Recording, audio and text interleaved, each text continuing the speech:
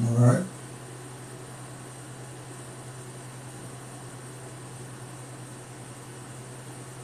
If all systems go,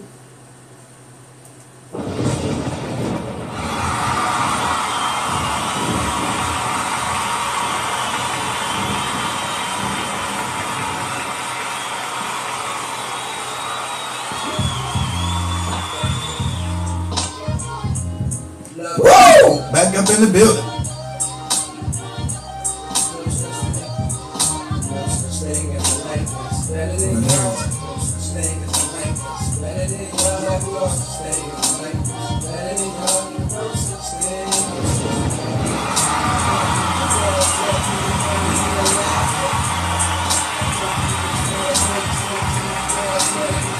Be alive.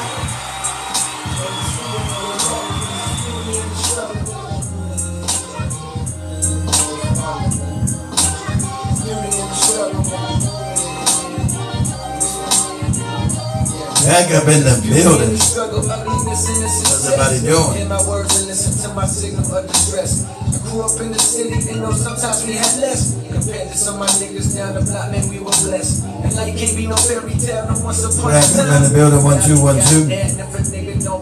How's everybody doing? On my Instagram, man. This pain still lingers on mine. On the road to riches, listen, this is what you find. Good news is, the nigga came a long way. Bad news is, the nigga went the wrong way. The greatest road is better like this. Better than yours, no such thing as a like this. Better than yours, make being broke is better like this. Better than yours, no such thing, no such thing. For what's money without happiness?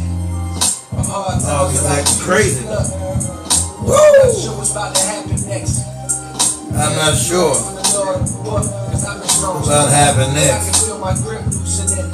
My voice is a little bad, Pam. We about to wait for a minute. Everybody come on up in here. I'm tired of living with niggas because they always invite you more. Think being broke was better.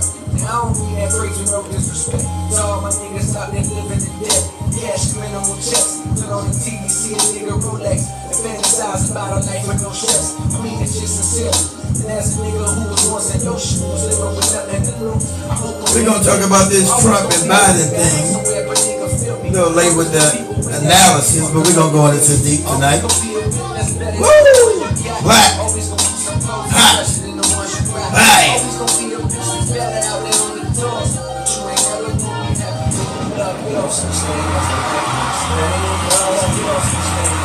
Much better than yours.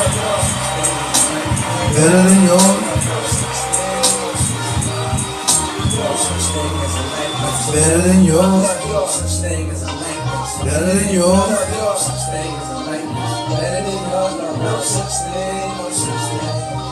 Heart beating fast, let a nigga know that he alive. Fake niggas mad, snakes in the grass, let a nigga know that he arrived. You guys let me know my sound. Is my sound okay? Check 1 2. My Instagram is not working. It's not letting me up in this joint. I'm showing my damn Instagram at all. Instagram not letting me get up in this joint. What's going on with it?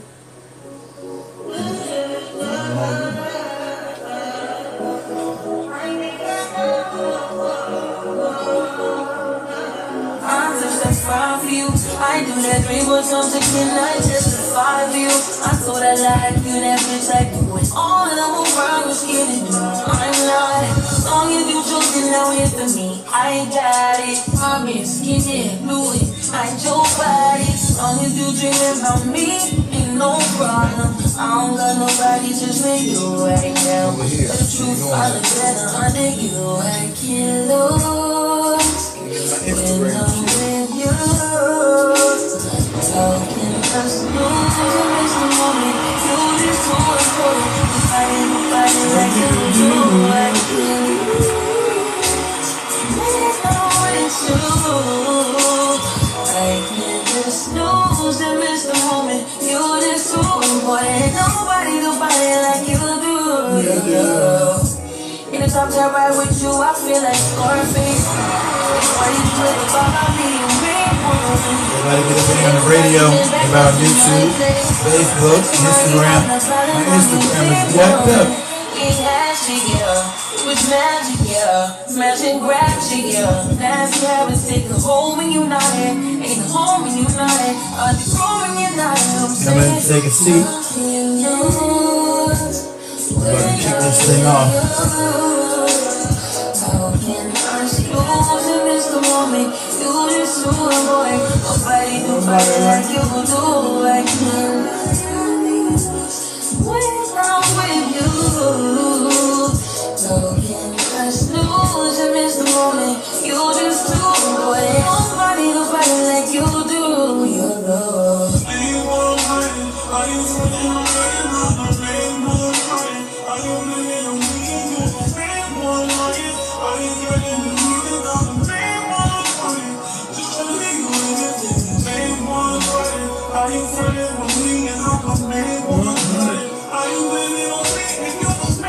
Can I get my Instagram account, y'all? Instagram account has been blocked. It's crazy. What's going on?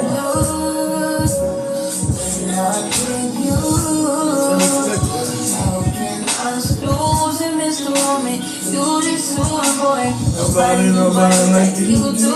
I can't lose. What is wrong with you? How can I snooze and miss the moment? You just do what nobody like you do.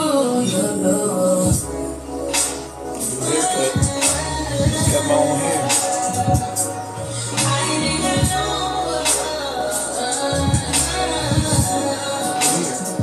Over here.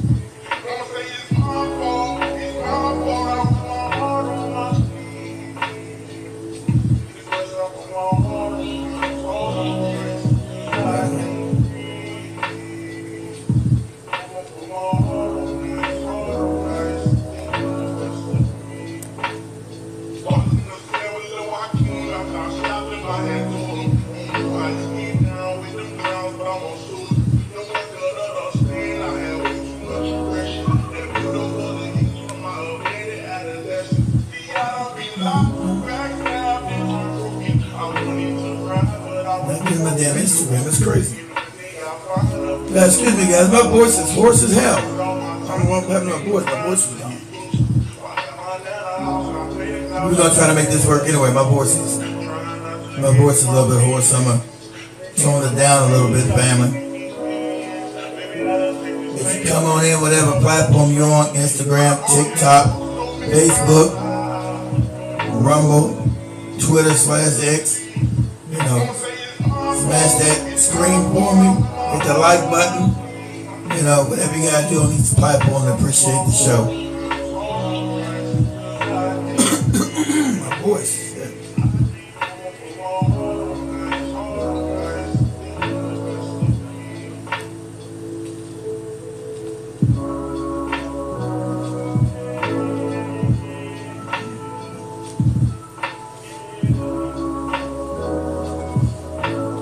What's going on, David? Can you hear me? You hear me good on YouTube, brother? How's my audio over there? My voice is gone, no smoke. My voice is shot. What's going on my Instagram account? It's crazy, man.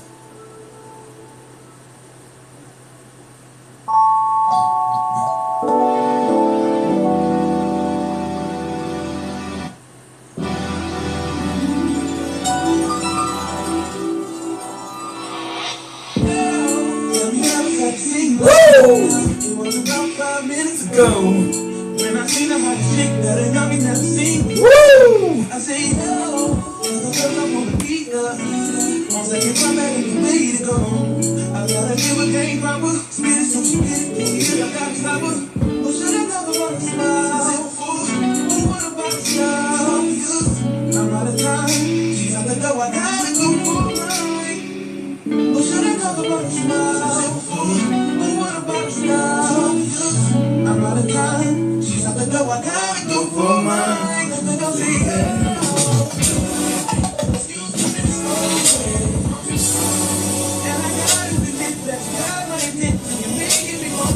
Alright, that's up. Thanks, David.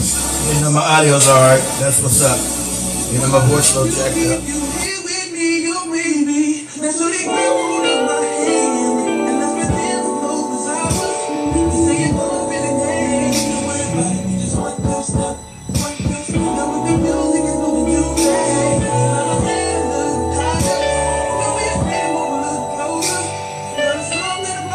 Makes me wanna say yeah.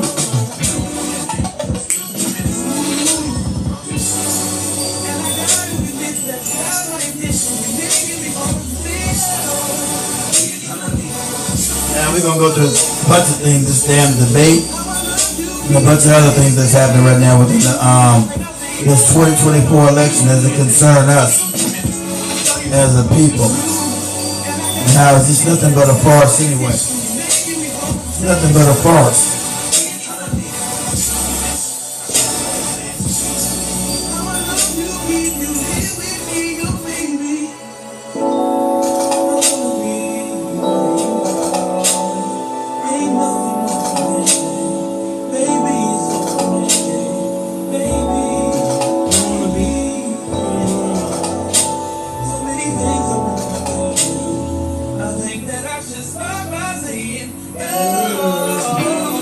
Excuse me, miss.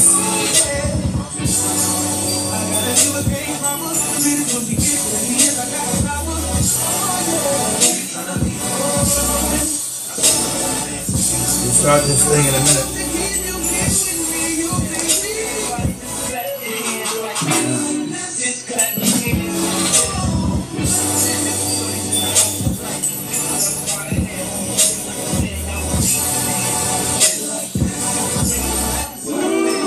Alright, booyah. Can y'all see me? Booyah. Back in the building. I should be visible, baby. Should be visible.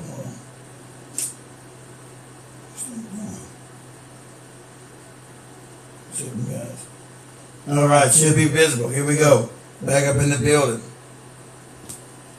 1 2 1 2. Hit that button. Let's do this. Alright, family. No challenge. Unless you want to know what we're talking about, no goopy TikTok challenges. You want to join us to talk what we're talking about? Cool. So welcome back to everybody. Welcome back to the Black Hot Fire Network show. I'm your host, Mr. Black Hot Fire. Always on that ass. Now we're broadcasting live from the United States of America all the way over to the mother continent of Africa, because we're truly one of the only international radio programs, and that's what's up. Now I want to give a shout out to everybody watching us on YouTube, everybody on Facebook, everybody on TikTok/Twitter, everybody on Instagram, everybody on Rumble, everybody on TikTok, and everybody on the Foundational Black channel, BlackHotFireNetwork.com. So strap on your headgear, get ready for the ride. Here we go. Black Hot Fire. Sound the alarm. Cause school's back in, stupid. Here we go. Woo! Come on. Black Hot Fire. Come on. Woo! Don't be scared now. You up in there. Don't be scared now. Don't go nowhere. Don't be scared now. Don't be scared now.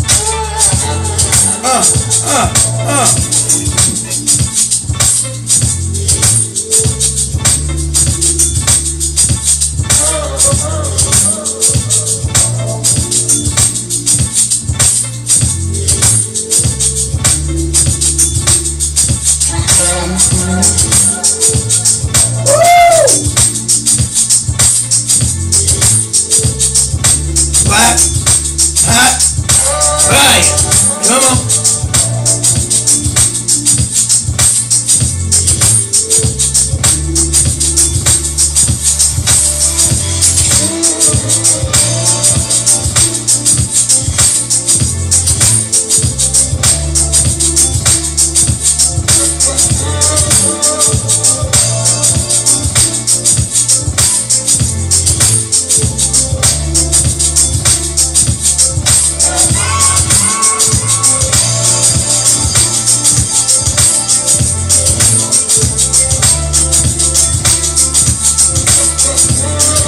Black, hot, fire.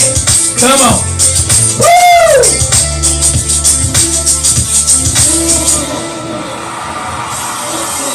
Back in the building. Black, hot, fire. Come on. Don't be scared. We're gonna be all night. Woo!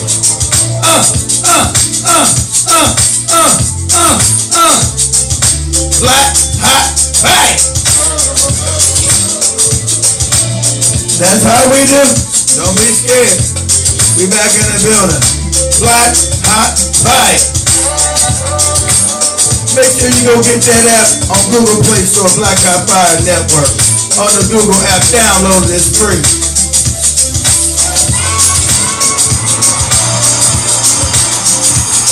Just ring the alarm. School's back in, stupid.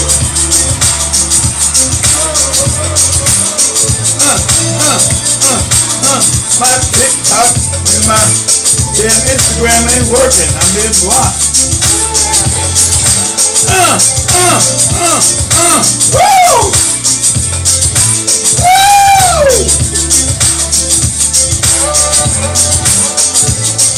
Back in the building once again.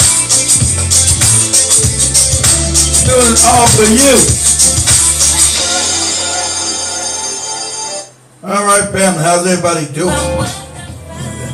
How's everybody doing, family? Hopefully everybody's well, right? Okay. Now, we're gonna go through a step-by-step thing of this 2024 election. This fuckery being put on the American people of both these geriatric morons, Biden for president, Trump and Biden. Crazy, disillusional, dementia-ridden Biden. Weekend at Biden. You guys remember those movie from, what's that, like 35 years ago, Weekend at Bernie's?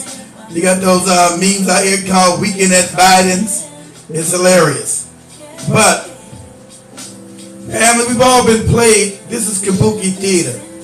As American people, we've all been played. This is kabuki theater because both of these parties and both these individuals still work for the same people. Okay, where you going at? Still work for the same rotten individuals that actually run the banks. So they always been telling you since you was from time immemorial, take the worst of take the better of two evils, or the worst of two evils, whatever they call it, right? But the sad fact is that no matter who we elect, policies never change. The policy of the United States never changed. We got endless wars. We got countless money laundering. Countless corruption. Nothing changes. You had, almost 8 years ago with Trump talking about draining the swamp. What swamp did he ever drain? Nothing.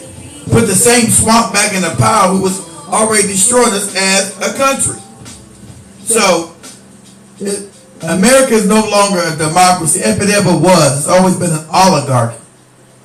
Always been an oligarchy, ruled by the few, ruled for the benefit of the few, at the expense of the masses. Right? That's what you're dealing. It sounds like most people are finally waking up to this hypocrisy, to this nonsensical, idiotic nonsense that you live in some form of democracy. That's why the censorship, I can't even get on my Instagram account. Look, I can't even get on it. Can't get on the Instagram account whatsoever. Over here. Can't get on the Instagram account. Just constantly blocking me out now. So we got mass censorship because you have an American awakening because everybody's stomach is now touching their backbones. Everybody's struggling in this country because you've had massive money laundering and money printing that's caused massive inflation where no one can afford to survive. And if you've seen that hysterical debate a little bit more, over a week ago, it was hilarious. None of the issues were ever really discussed. And the constant genocide that's going on in Gaza right now, both of these morons support that genocide because we are a captured nation. We are captured by the state of Israel. We are a captured nation. That's just a fact. No more conspiracy theory nonsense that we are a captured nation by a foreign power. And so all our foreign policy benefits that nation. Does not benefit the American people whatsoever. So we got endless spending for wars that the American people do not want to be engaged in. Endless wars. And we've been made to go to these wars dealing with propaganda with first the 9/11 scam. The 9/11 scam. They told you always these people in this cave. People in this cave. Osama bin Laden who worked for the CIA. Nothing but CIA stooges and nonsense telling you that it was these people in this cave in Afghanistan who orchestrated 9/11. Now we must have all our rights taken away with the fake Patriot Act. Understand, these are walking us into a totalitarian state. They've been walking us into a totalitarian state by fear-mongering to us. And all these elections have been nothing but selections. Doesn't matter who wins because the policies never change. We got endless wars, family. Endless war. Everybody's an enemy. And it's always Russia, Russia, Russia. That, be straight of Russia, Russia, Russia, Russia. That's the constant narrative we hear. Why we can't get health care. Why we can't have decent jobs anymore. Why we can't have a decent living anymore. The American dream has become an American nightmare because you run by wicked ass oligarchs. You don't have any democracy. Okay? You make that plain. If you're an absolute moron, you believe you live in a democracy. That's idiotic propaganda. And so they've done false flag after false flags in America to stage us where we are now, where all our rights are damn near stripped away. You got two geriatric corrupt bastards running for president. These are our choices. No one chose Trump. No one chose Biden. The lesser of two evils, right? The lesser of two evils we supposedly have. No one chose any one of these. Both of these candidates are insufficient to what Americans want. Both candidates are insufficient. That's why they're there. Both candidates are sponsored by the oligarch, so it doesn't matter who wins or who loses, because at the end of the day, they win. Because both of these bastards are corrupt. Both of these bastards are bought and paid for. Okay? And so the endless wars will not stop. You got open borders running wild in America. Open borders running crazy in America right now. And these are the people that sponsor. The people that sponsor both these campaigns are the one flooding us with these illegal aliens. We've been run over. And then we've been gaslit with this goopy ass debate with Biden talking about, I don't know what the hell he said. I'm trying to stop the illegal aliens. But he knows damn right the people that put his ass in power are behind flooding us with these illegal aliens. He knows damn right that's been the plan. Flying them into different parts of the United States. Setting up in certain parts of the country. Giving them pay allowances and food and free housing and all other kind of shit. And then tell us don't believe our lying eyes. We're crazy.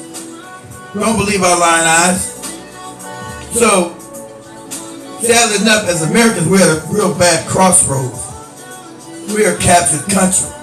And it's a scary thing. We are a captured country with corrupt oligarchs running it. And the scam and the scheme is the WEF scam. The World Economic Forum is to shrink the population and take over everything with their model with the 2030 agenda in full effect. You know, you own nothing and be happy. So now they're trying to price you out of everything. And since you've been dumbed down through their media, most Americans have been able to fight back and even know what is even going on. What's transpiring? You've been given all kind of just inundation of propaganda. Constant propaganda you've been flooded with. Consistent propaganda. But Let me share this guy's video with you guys, this audio real quick. Give me a second. Let me set this up. I wanted to share this.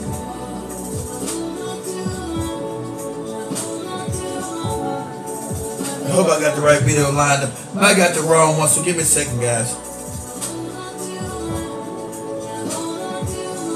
And I got the right one. Let me see.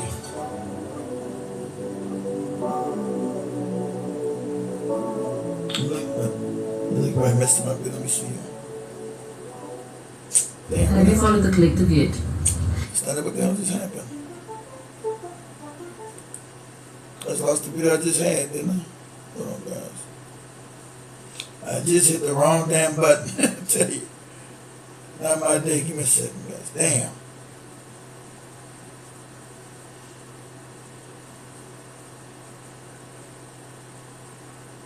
Shit.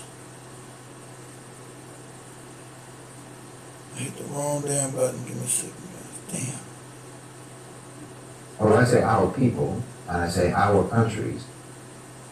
Let me take this off. Just put myself back up on it. Give me a second, guys. Someone's looking for shit. I had it all queued up and messed it all up. Let me see. Just watch.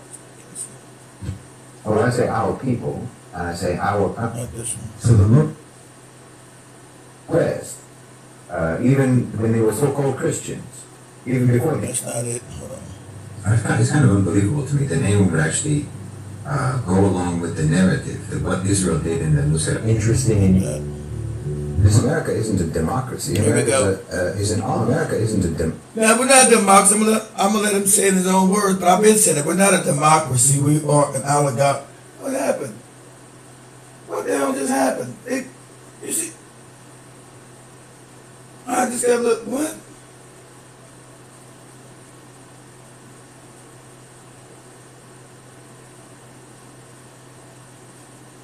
I just got blocked off both TikTok accounts. What the hell?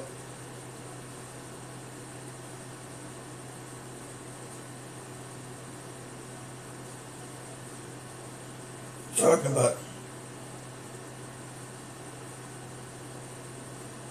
I gotta go.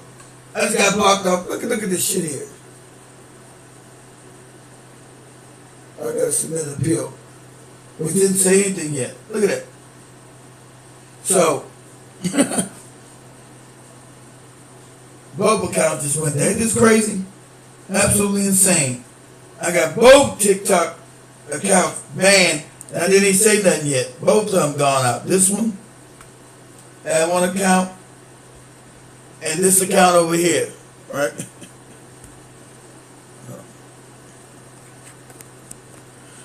And this account. Without saying nothing. Make that make sense. Anyway.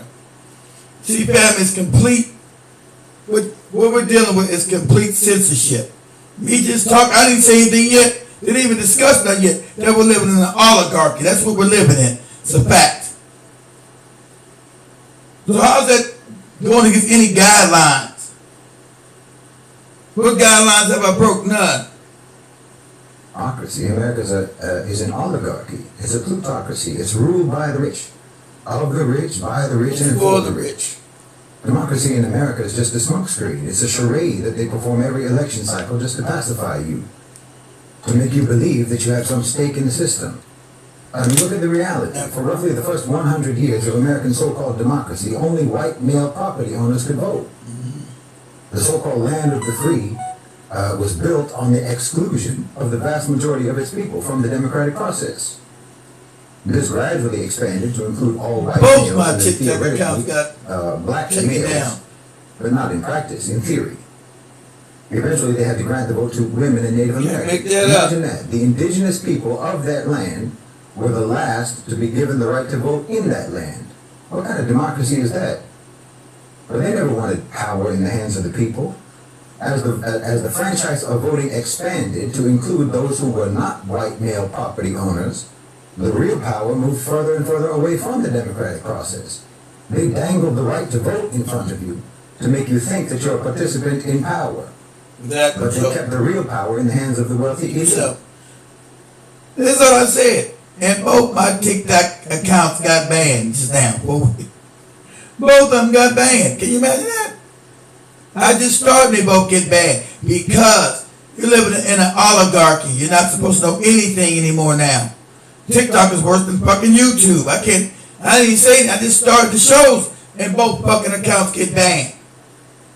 Because if you say anything real now, you're being banned because you're going against their fake narrative. Their narrative is falling apart. There's but war criminals that call themselves government officials, bombing, robbing, killing, and stealing. That's what's going on. And so you got the lesser of two evils, two geriatric morons who are supported by the same individuals who funded these wars. The military-industrial complex and the Jewish state. That's the deep state. You know what the deep state is? Israel. That's the deep state. You say that, all your shit comes down. More and more so over the years. As the right to vote expanded, the relevance of the vote contracted. I said no one ever intended for power to be in the hands of the people, and it never has been. I mean, just look at how money controls politics in America today. The Supreme Court's decision on the Citizens United case opened the floodgates for corporate money in elections. Billionaires and corporations pour millions and millions of dollars into political campaigns, drowning out the voices of ordinary people, of the whole electorate. They're hiring candidates. They're writing laws. They're purchasing policies that serve their interests. This isn't democracy, it's oligarchy. When a handful of wealthy individuals can dictate policy and stage elections, obviously democracy doesn't exist. Politicians just do a tour of duty in government to prove their loyalty to their funders before moving to highly paid positions in the private sector, working then for the same people that they worked for all along. You know, every time they do a tax cut, who benefits? The richest 1% will receive the lion's share of that, while the rest of the people have to make up the difference. Whatever they don't take from the rich, they take from you. Instead of taking from the 1% who own and control more wealth than the rest of the 99%, they take it from you. And somehow you still think you live in a democracy. No.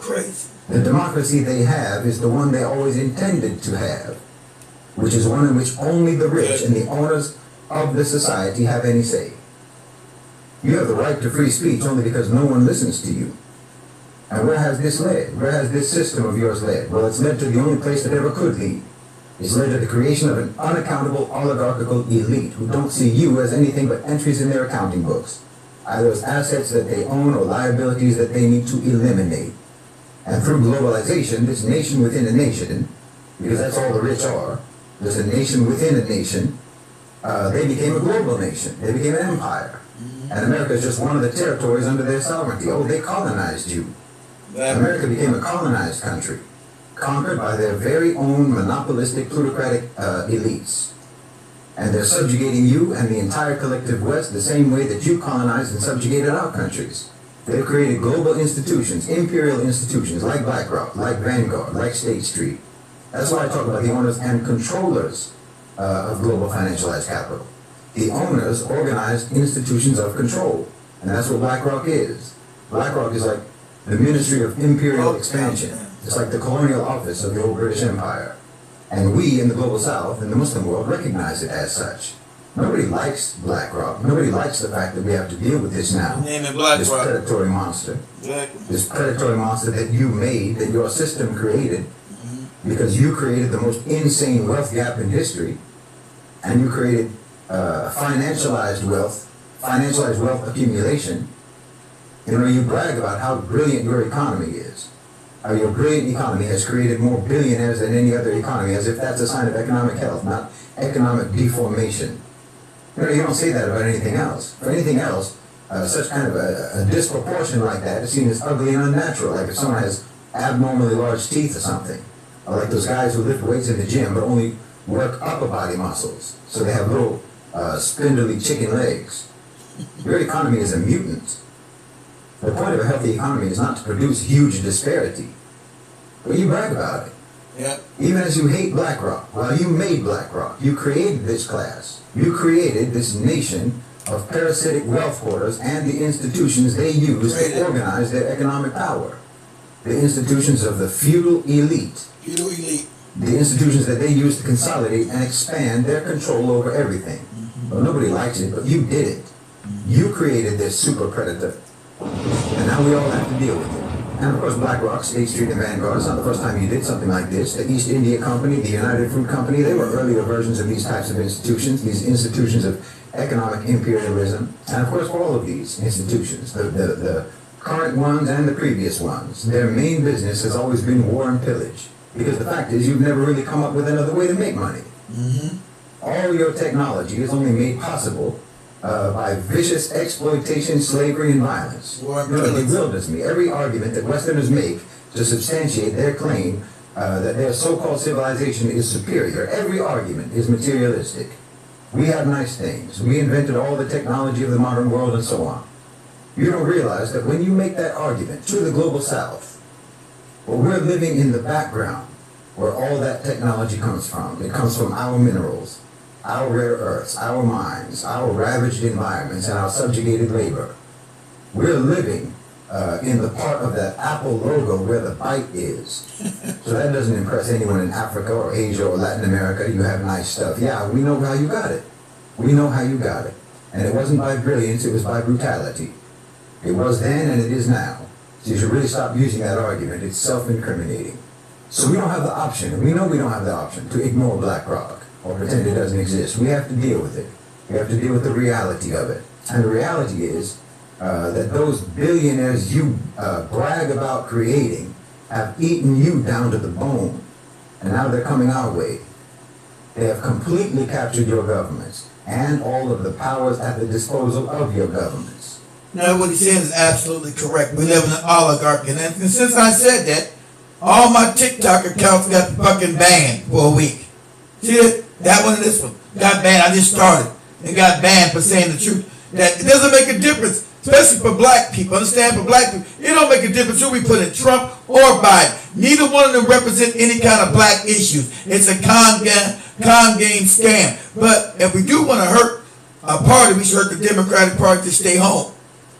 Because they've done nothing for them. The scam with them is that they've been benefiting us when they have not. It's always been a con game with the Democratic Party, right? It's not ever benefited us one iota. So their scam is coming to an end. They're trying to scare you. Oh, the Republicans are going to do this. Republicans are already wicked. We know how wicked they are. Finally, black people waking up and realize how wicked you are as a democratic, supposedly fake democratic institution. There's no democracy in this country. Can't explain how all these individuals go to Congress and all of them now are millionaires. Off a congressman's salary, they're all millionaires because they're all blackmailed or bought and paid for. That's what we're dealing with. So none of their, nothing that we need, nothing that we desire or ask for is ever granted to us because they're already bought and paid for. We live in an oligarchy where these billionaires, like you tell you, BlackRock, State Street, Vanguard, control everything and own the majority of the corporations on the planet owned by these nefarious ass companies, which really owned by the bankers. They put these fake ass names of a BlackRock, a State Street, a Vanguard, but there's independent shareholders behind these corporations that have bought up everything because they stolen every damn thing that ain't been nailed down to the ground. Because unfortunately, white people are easily manipulated for racism. Racism. Easily manipulated and given everything to these goddamn corporations. They believe, like this man is telling you, they created all these monstrosities. I told you it was freelance capital. This is the capitalism at its finest. When I told you there's nothing more creating another feudal state. That's what white people always create, feudal states. A few lords at the top, as they call them, the lords, and all the peasants at the bottom. So once again, we're experiencing again. The lords at the top and the peasants at the bottom. This time they mean to wipe us all out. And you got these two morons as if they have any power. Neither one of them controlling power because the policies are not going to stop. They both support that bombing in damn Gaza, which is illegal and genocide. Which is illegal and genocide, they both support it. If I say that, yeah, I say they got banned on TikTok.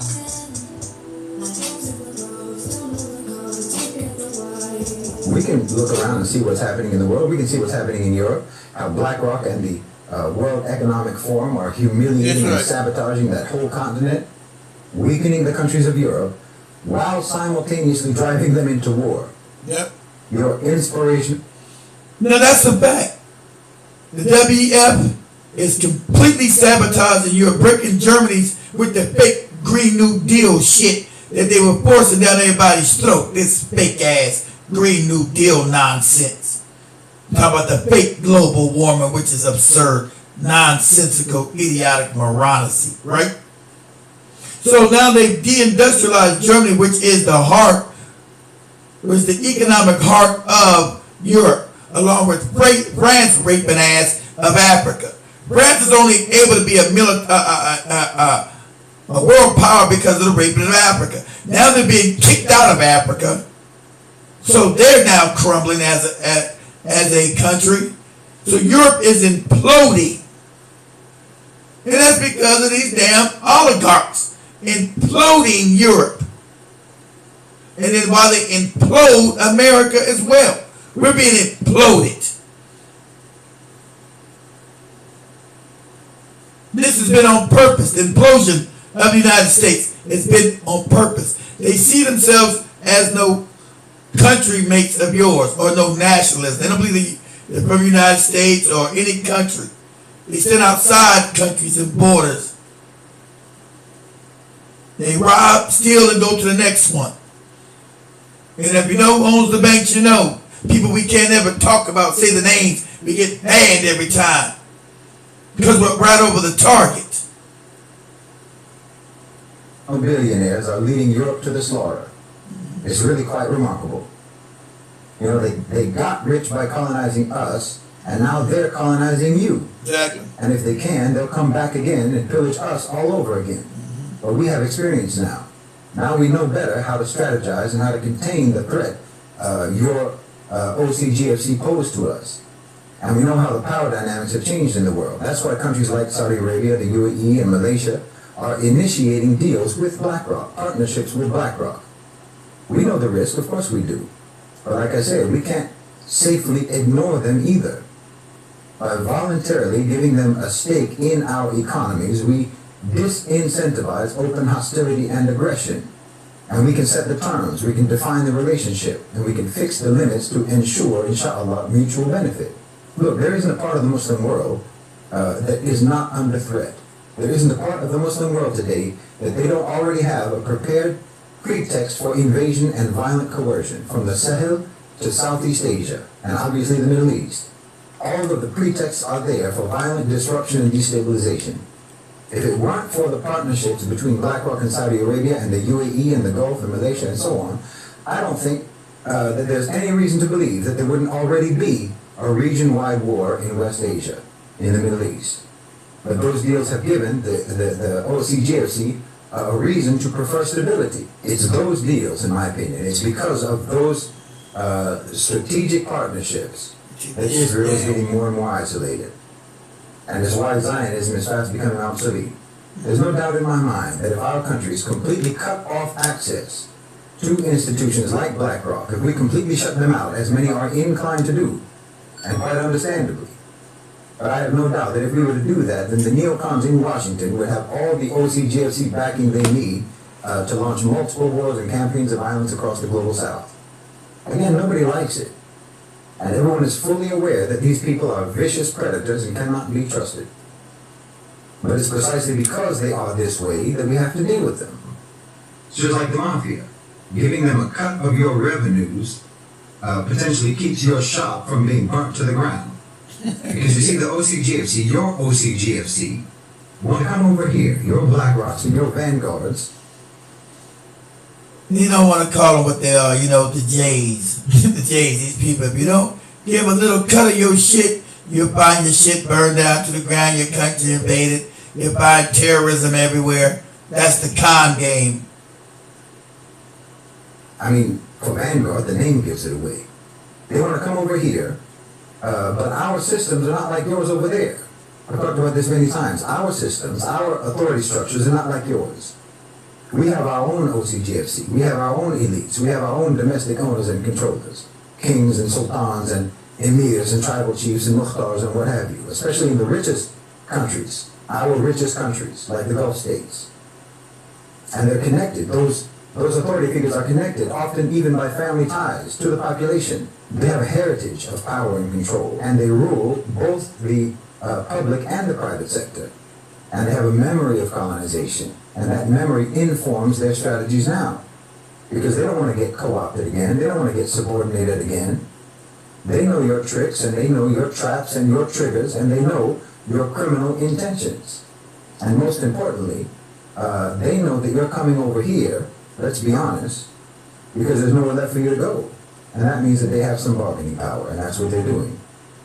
Our liberation from colonization is not going to happen by means of some dramatic revolution, but by a careful, meticulous succession of maneuvers, just like a prison escape, moving at just the right moment, just the right distance.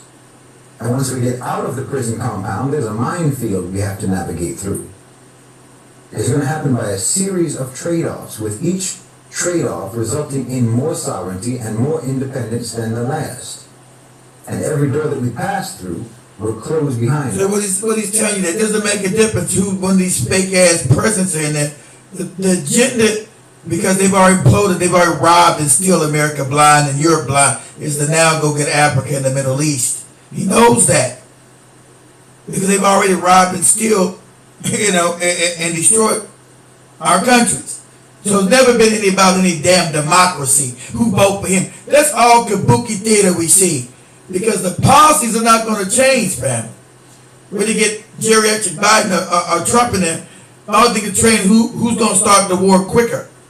Because they need a world war to stop them from being blamed. That's why you got all this Russia hysteria and not being told the truth that it wasn't Russia that started the war. They take all these fake narratives because they own all the media. They've consolidated all power. All media is consolidated. You don't know what the hell is going on because all media parrots the same shit over and over again. You listen to a parrot show of no diversioning thoughts, no diversioning ideals. It's just copy and parrot. Put out a fake narrative of lies and propaganda. Russia didn't invade no damn Ukraine. The United States overthrew a duly elected government. They don't believe in any democracy. That's all a con game you've been given for years. Every democracy's out there, they're damn oligarchy dealing with business ties, want those countries' resources. And so they'll go in there, overthrow a duly elected democracy. They don't believe in nothing. Then they'll gaslight you with all this home of the brave, land of the free shit. This nonsense. It's paradoxical. It's moronic. They don't believe in none of it. They went to Ukraine to rob and steal it. So they overthrew the sitting democratically elected government back in 2014. And then they put their terrorist group, their Nazis in and run around killing innocent Ukrainians. And so Russia had no choice but to attack. Because they were killing Russians who lived in the east, the Donbass and other places in the eastern part of Ukraine, who were ethnic Russians. And then they tried to set up what? A NATO base there. So now they want to be pushed right up against the border of Russia because the ideal is to break up Russia. They took all this nonsense, all this fake shit you hear on the news. It's all lies. And when we talk about this, now we get banned. Because no one wants to tell you the real truth of what's going on. So I'm going to go ahead and let him wrap up, and then we're going to go into this goopy ass debate. It's hilarious, between these two geriatric morons. Until eventually the prison guards and the prisoners have completely traded places. I believe that that's what our countries, the Muslim countries, the BRICS nations and so on, I believe that that's what they're doing. And they're doing it masterfully, in my opinion. And there's no doubt that it's treacherous, it's dangerous. Again, just like a prison escape, it's dangerous. It's dangerous. But I know from my own experience that solidarity and unity is absolutely essential. Everybody has a role to play. Everyone has to do their duty, and everyone has to keep a cool head. This is not a drill. We're taking back our lands. We're taking back our territory, politically, economically, psychologically, and culturally, and we're doing it methodically and systematically. And in my opinion, anyone who tries to incite emotion and incite impatience is working for the enemy, whether they know it or not. Look, our liberation will liberate everyone. And no one can do it but us. The West certainly can't do it. You created the problem. You gave birth to this monster. But we're your only hope of slaying it. And who do I mean by we? I mean the Muslims. Specifically the Muslims. The Muslims are the only ones who can stop this juggernaut. We have experience in toppling empires, but we do it our way, not your way. The Sasanians, the Byzantines, the Visigoths, the kingdoms of North Africa, India, Central Asia, no one has confronted and transformed more empires than the Muslims, and we've never been conquered. Don't believe it for a second. That's a lie that the West likes to tell itself and tries to convince us about. But no, we've never been conquered. You never succeeded in turning our lands away from Islam, and you never will. And that's what our empire was always about. It wasn't like yours. It wasn't about colonization and wealth. We didn't have materialistic or power-hungry motives. All we wanted was for Islam to reach the people, and it did. And once it did, it stayed. The only way that you could turn a Muslim land away from Islam was by driving us out of it, which invariably resulted in a miserable orgy of violence and repression in any country that you drove us out of. But you never conquered a single land of ours and successfully drove Islam out of it.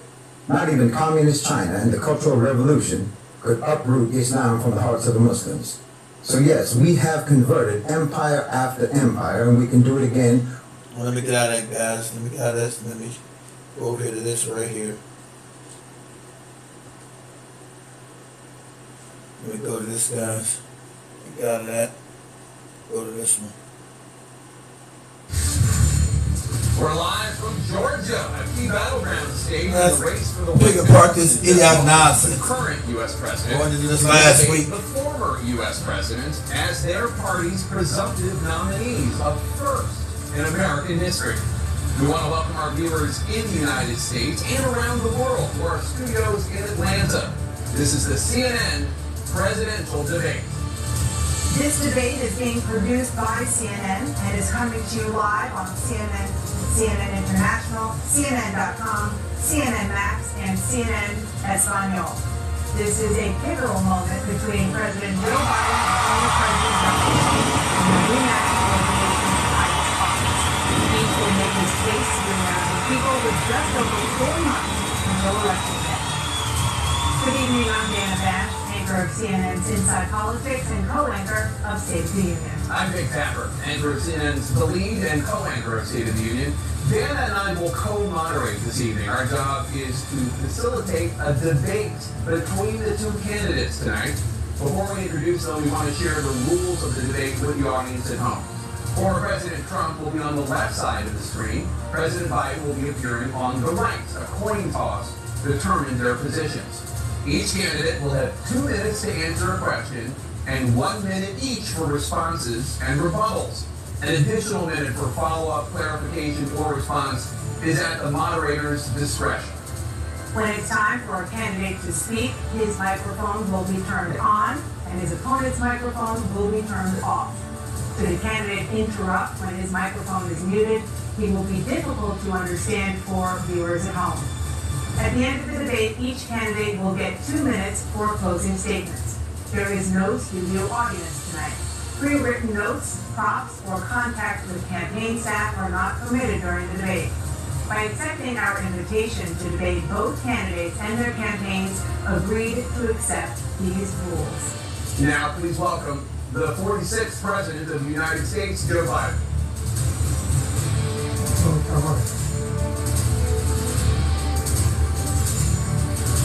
And this is how laughable this is, that both these individuals are even or even fit to even be president of the United States because the mental capacity is definitely diminished.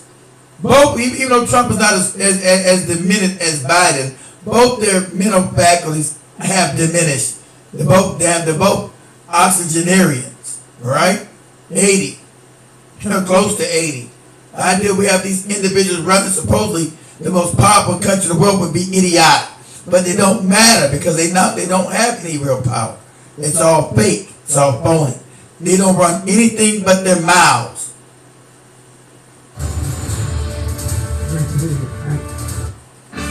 Damn, a commercial and shit. Damn, I can't even go past the damn thing. We want goddamn commercials. And please welcome the 45th President of the United States, Donald Trump. Google and damn commercials. Try to get some shit without the commercials in it.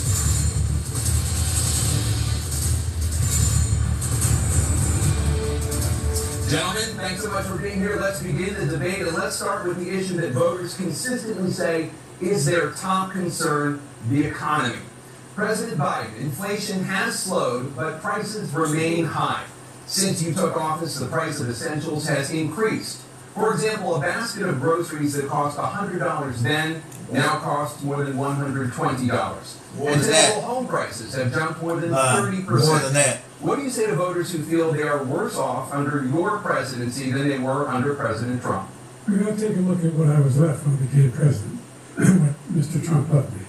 We had an economy that was in free fall. The pandemic was so badly handled. Many people were dying. All he said was, it's not that serious. Well, nobody died from the pandemic. That's another lie. They were dying. See, all these lies they tell. The gaslighting. And the money's messed up. The inflation's gone because they've been endlessly printing money, giving it to fucking Ukraine for this endless war that the Americans do not agree with. And they gaslighted you in the beginning. Oh, Russia is invading Ukraine. We must fight Russia, Russia, Russia, Russia, Russia. All these lies they told. It's inflated because this goddamn work, this dollar's been printed to almost to extinction. That's what's going on. So, but none of this news media is going to tell you this. That they've been giving endless money to Ukraine and doing nothing for the American people because none of these two bastards represent the American people. They don't represent us. The oligarchs that run both these geriatrics don't want the money going to American people. They want the endless wars because war is a profit for them. As Eisenhower told you back in 1960 as he's leaving his farewell address about the military-industrial complex, who runs it? The bankers run all this shit. These oligarchs. That's why we got endless wars to feed their bank accounts and destroy the United States. That's what's happening. That's why our infrastructure is falling apart. Schools are falling apart. Can't pay for groceries. People can't even rent apartments. Because none of these two bastards represent the American people. And you've been gaslight. Talk about the lesser of two evils. None of them represent us. Have a little breach in your arm to be all right. The economy collapsed. There were no jobs. Unemployment rate rose to 15%. It was terrible. And so what we had to do is try to put things back together again. And that's exactly what we began to do. If you've been worried about putting things back together again, why have you been giving billions of dollars to Ukraine?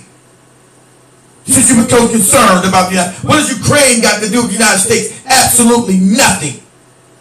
Absolutely nothing. If you were concerned about the American people and them, their stomachs touching their backbones, why was the money put into something, a works program or something for the American people, instead of endless billions of dollars going to Ukraine? A war that you can't win, a war that you really lost already. And these psychopaths have always said, it's about the money here. Ukraine is worth so much money. It was never yours to steal. As you heard the other gentleman saying on the last video we just played, they're robbing and they're stealing. That's what it's about. They're robbing. So Vanguard condemned. And if you don't know who got the major contracts, go look at Vanguard and BlackRock have got all those major contracts in Ukraine. It's the robbing and stealing for the global elite. Nothing to do with the American people at all. That's what the war is about. As they gaslight you about, oh, we're fighting for Ukrainians. That's a crock of shit. As they tell you, oh, we're fighting for democracy, when Zelensky disillusioned his democracy, disillusioned his whole goddamn government, and turned into a dictatorship. They still talking about some democracy in Ukraine. But he got rid of all the news media, got rid of all his cabinet, got rid of everybody that was opposed to his rule. That's a democracy. They don't believe in any democracy. Gaslighting. We gotta help Zelensky in this fake democracy that doesn't exist. We gotta keep fighting for this non-existing democracy that does not exist. As they spend all your money toward democracy, which they keep telling you doesn't exist. As they starve you here at home, because your government does not benefit you. It's an oligarchy. As he said, as the last gentleman I showed you said, that's a fact. There's no American government that represents you. They play in your face. Millions of dollars to Israel now too, to commit genocide in Gaza. Millions of dollars to commit open genocide in Gaza. And you got homeless people everywhere around the United States. Where the fuck is their money at? Where's the money for the homeless individuals that's in the streets? Oh, but you got another thing that oligarchs are doing, flooding our borders with illegal aliens. That's them doing it. And Joe Biden is just nothing more than their puppet. They're the ones flooding the border with these illegal aliens. That's why nothing's being stand down. They're allowed to come here, all in Chicago and New York and everywhere you find them at. You think that's a coincidence all of a sudden? They're doing it. We created 15,000 new jobs. We brought out a position where we have 800,000 new manufacturing jobs, but there's more to be done. There's more to be done. Working class people are still in trouble. I come from Scranton, Pennsylvania, from households where the kitchen tables, things weren't able to net during the month was a problem.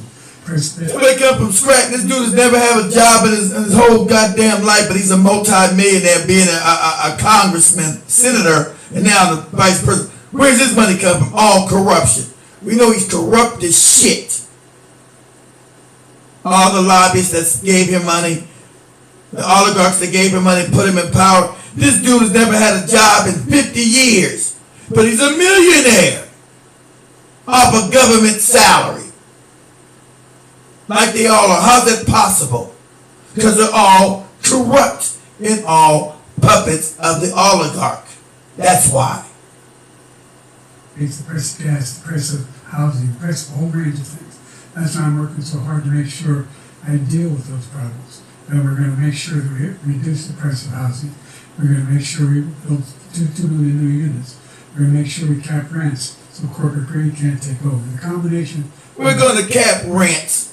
How do the rents get so crazy? I mean, you're going to cap them. Because now you know people can't afford to live. Can't afford to pay $2,000 for a one-room shack. Now you're going to cap it. Cap it how? Same people put you in power are the ones that raise the rents. What are you talking about? Absolute nonsense talk they give you. We're going to stop doing this. We're going to cap the rents, and we're going to do this. You're not going to do a damn thing. All you're doing is floating past the goddamn graveyard, talking crazy talk. Because the people that put both you morons in power are the ones, your black rocks in the bank, are the ones that's buying up all the real estate in this country and hiking the prices up. And you've done nothing about it. Now, all of a sudden, now you, come election, you give me word speak that you're going to do something about it. You've been in power 4 years while you ain't done nothing about it now. What have you done about it now? You ain't done shit about it. People crying on the internet, they can't pay their bills. Can't afford to live anywhere. Got to take 2 and 3, 4 roommates. But now it's come to your attention that people's backbones, stomachs are touching their backbones. They can't survive. Now you realize that you're going to do something about it. How are you going to do something about it? When the same people that write your campaign checks are the ones fleecing the American people's rent. Huh? This is Agenda 2030. But you tell us not to believe our lying eyes when they said you own nothing and be happy. This is the shit they're doing. And you puppets have been put in charge to lead us to that very same thing. They can't afford the rents. You own nothing and be happy. Left in the corporate greed is the reason why we're in this problem right now. In addition to that, we're in a situation where if you take a look at all that was done in his administration, he didn't do much at all. By the time he left, things were in chaos, literally chaos. And so we put things back together. We created, I said, those jobs. We made sure we had a situation where we brought down the price of prescription drugs, which is a major issue for many people. So $15 for an insulin shot as opposed to $400. No senior has to pay more than $200 for any drug, all the drugs they can include beginning next year. And the situation is we're going to make that available to everybody, to all Americans. So we're working to bring down the price of around the kitchen table, and that's what we're going to get done. Thank you. President Trump? We had the greatest economy in the history of our country. We have never done so well. Everybody was amazed by it. Other countries were copying us. We got hit with COVID, and when we did, we spent the money necessary so we wouldn't end up in the Great Depression, the likes of which we had in 1929. By the time we finished, so we did a great job. We got a lot of credit for the economy, a lot of credit for the military, and no wars, and so many other things. Everything was rocking good. But the thing we never got the credit for, and we should have, is getting us out of that COVID mess. He created mandates that was a disaster for our country, but other than that, we had given them back a country where the stock market actually was higher than pre-COVID, and nobody thought that was even possible. Yeah, I remember these fake ass Democrats always talking about the abortion agenda, right? You got rights to your body. You got rights to your body with the abortion agenda. But when they talked about this fake ass vaccine that they introduced in the world, now you have autonomy over your own body. They try to tell you to have autonomy in your body. So they were firing people who wouldn't take their fucking vaccine. Well, goddamn, I got the right over my motherfucking body, not your ass. I decide what goes in my body. That's my God-given right, whether you like it or not. How dare you try to tell me you're going to mandate some shit to me? If some other people want to take it, I got no problem with them. Let them do it. I have no problem with that. They got freedom of choice.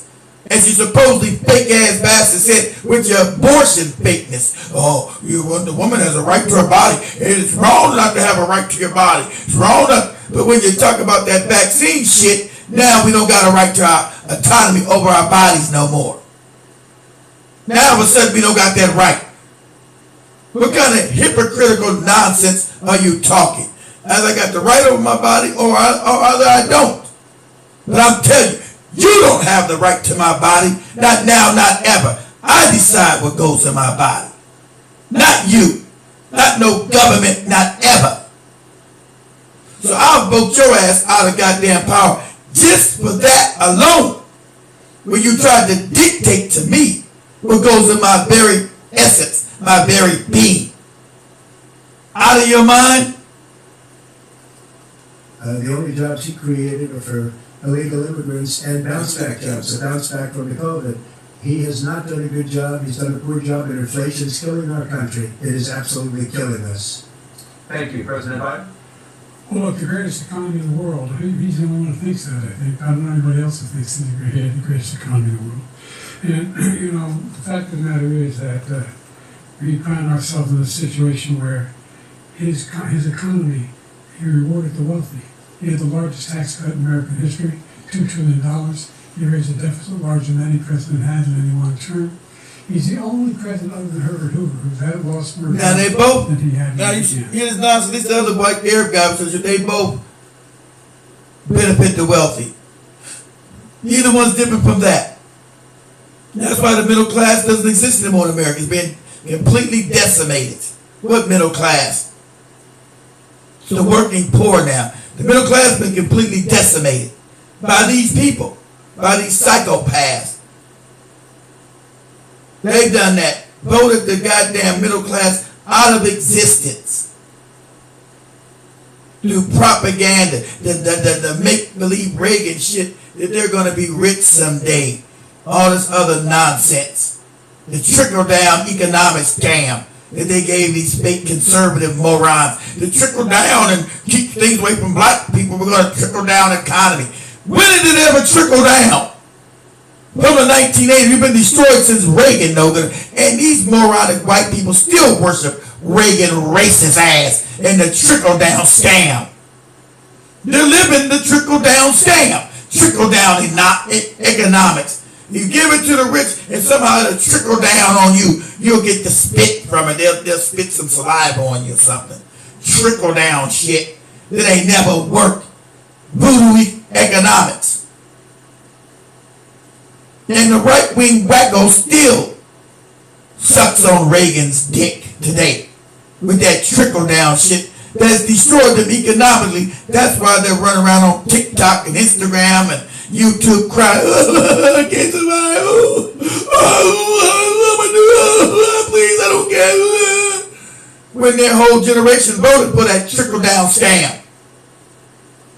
Giving more money to the goddamn elite. As that other gentleman said in the last video, they created this mess. And now upset from what they've created. This oligarchy. This pillage and burn society that they've created. Because they've always been parasites. This new feudal state that now they've imported back to the United States. You're living under feudalism now. Since Herbert Hoover, the idea that he did something that was significant, and the military, you know, when he was president, they were still killing people in Afghanistan. He didn't do anything about that. When he was president, we still found ourselves in a position where you had a notion that we were this safe country. Truth is, I'm the only president this century that doesn't have this decade, that doesn't have any troops dying anywhere in the world like he did. President Trump, I want to follow up if I can. You want to respond to him? Well, I'm going to ask you to follow up. You can do whatever you want with the minute we give you. I want to follow up. You want to impose a 10% tariff on all goods coming into the U.S. How will you ensure that that doesn't drive prices even higher? Not going to drive them higher. It's just going to cause countries that have been ripping us off for years, like China and many others, in all fairness to China.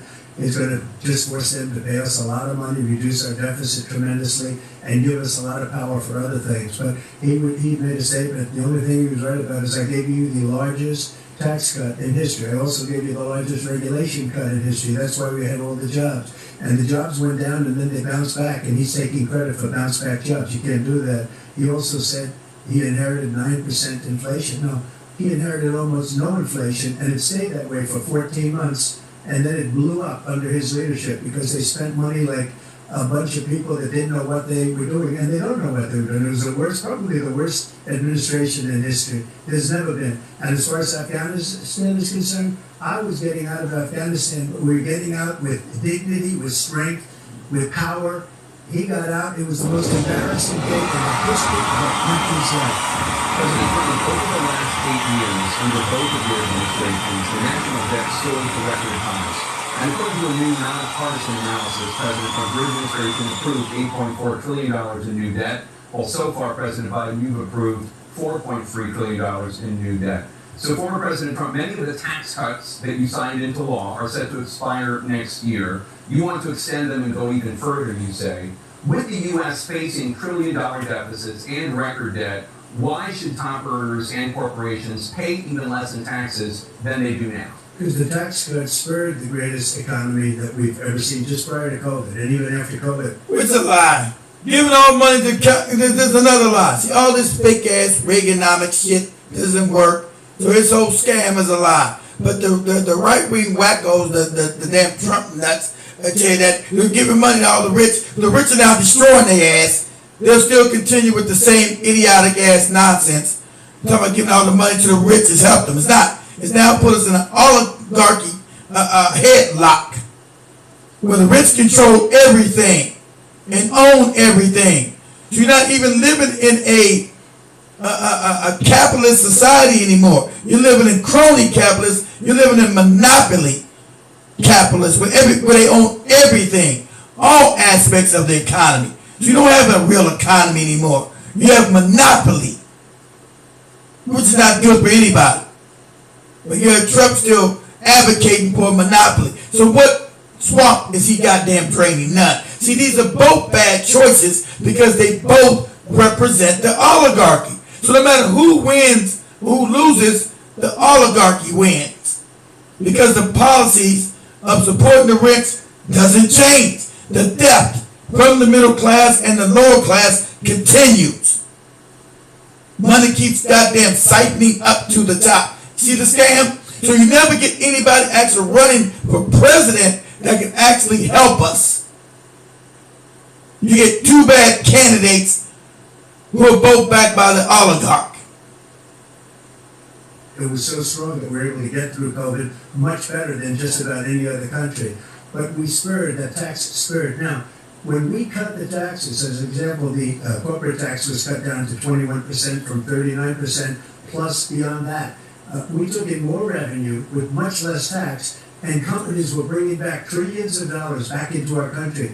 The country was going like... That's a lie. Those companies were bringing back any money in America. It's a bald-faced lie he's telling. Those companies were never even paying any taxes. Majority of the taxes are on us. That's why they got all these now new IRS agents to now put more goddamn taxes on the common man. To go after the common man with all these IRS agents. They ain't going after no damn corporation or the damn billionaires. Class, they're going after us. They keep saying this shit, but you see the world, our economy's got worse with all these goopy policies they keep talking about. It's gotten worse from Reagan on. We're in more debt from Reagan on. We're poor from Reagan on. What are they talking about?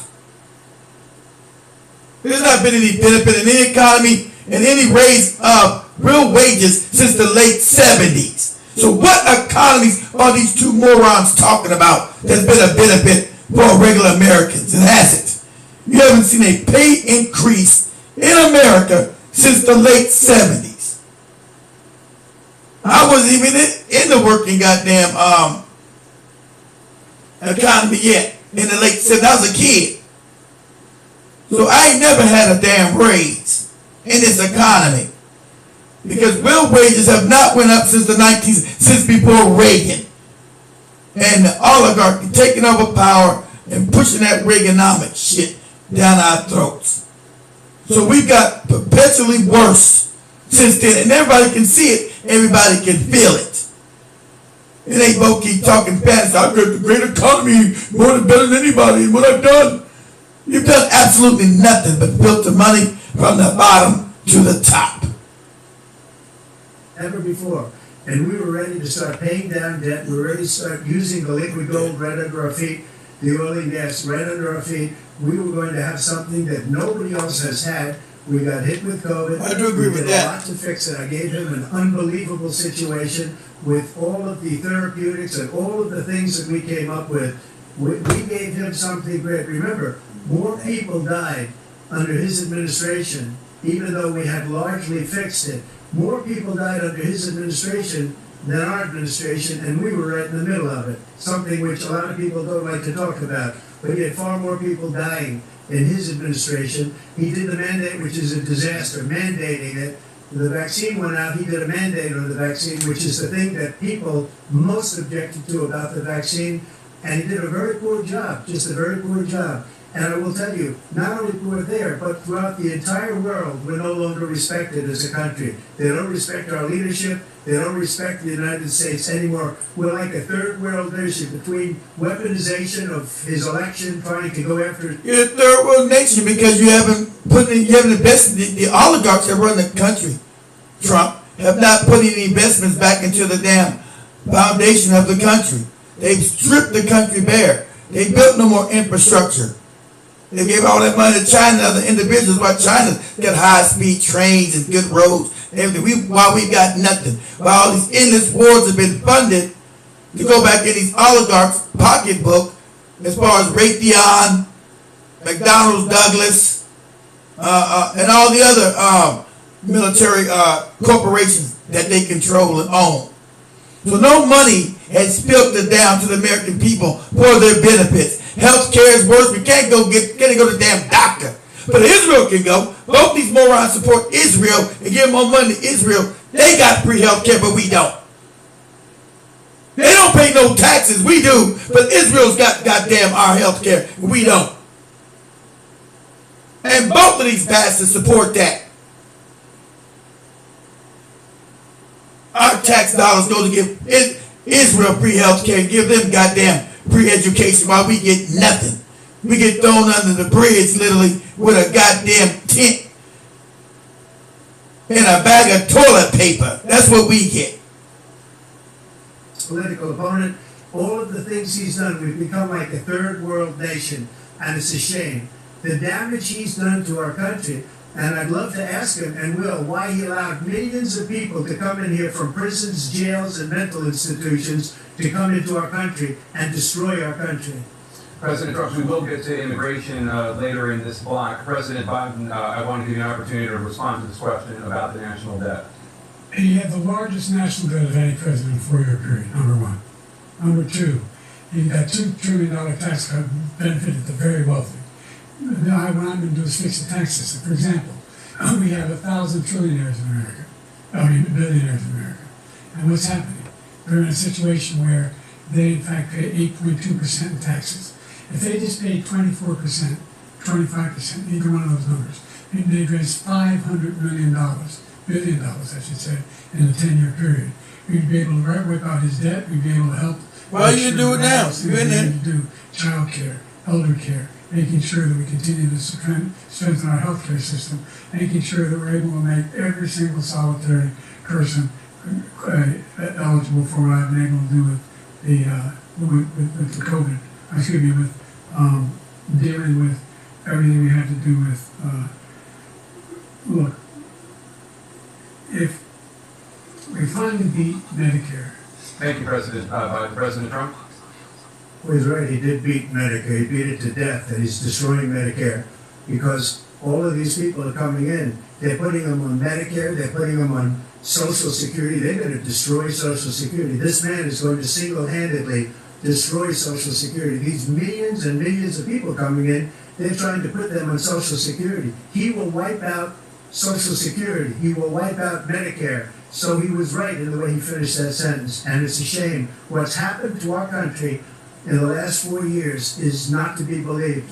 Foreign countries, I'm friends with a lot of people, they cannot believe what happened to the United States of America. We no longer respect it. They don't like us. We give them everything they want, and they think we're stupid. They think we're very stupid people. What we're doing for other countries, and they do nothing for us. What this man has done is absolutely criminal. Thank you, President Trump. Dan? This is the first presidential election since the Supreme Court overturned Roe v. Wade. This morning, the court ruled on yet another abortion case, temporarily allowing emergency abortions to continue in Idaho, despite that state's restrictive ban. Former President Trump, you take credit for the decision to overturn Roe v. Wade, which returned the issue of abortion to the states. Right. However, the federal government still plays a role in whether or not women have access to abortion pills. They're used in about 2/3 of all abortions. As president, would you block abortion medication? First of all, the Supreme Court just approved the abortion bill, and I agree with their decision to have done that, and I will not block it. And if you look at this whole question that you're asking, complex, but not really complex. 51 years ago, you had Roe v. Wade, and everybody wanted to get it back to the states. Everybody, without exception. Democrats, Republicans, liberals, conservatives, everybody wanted it back. Religious leaders. And what I did is I put 3 great Supreme Court justices on the court, and they happened to vote in favor of killing Roe v. Wade and moving it back to the states. This is something that everybody wanted. Now, 10 years ago or so, they started talking about how many weeks and how many this, and getting into other things. But every legal scholar throughout the world, the most respected, wanted it brought back to the states. I did that. Now the states are working it out. If you look at Ohio, it was a decision that was an end result that was a little bit more liberal than you would have thought. Kansas, I would say the same thing. Texas is different. Florida is different. But they're all making their own decisions right now. And right now, the states control it. That's the vote of the people.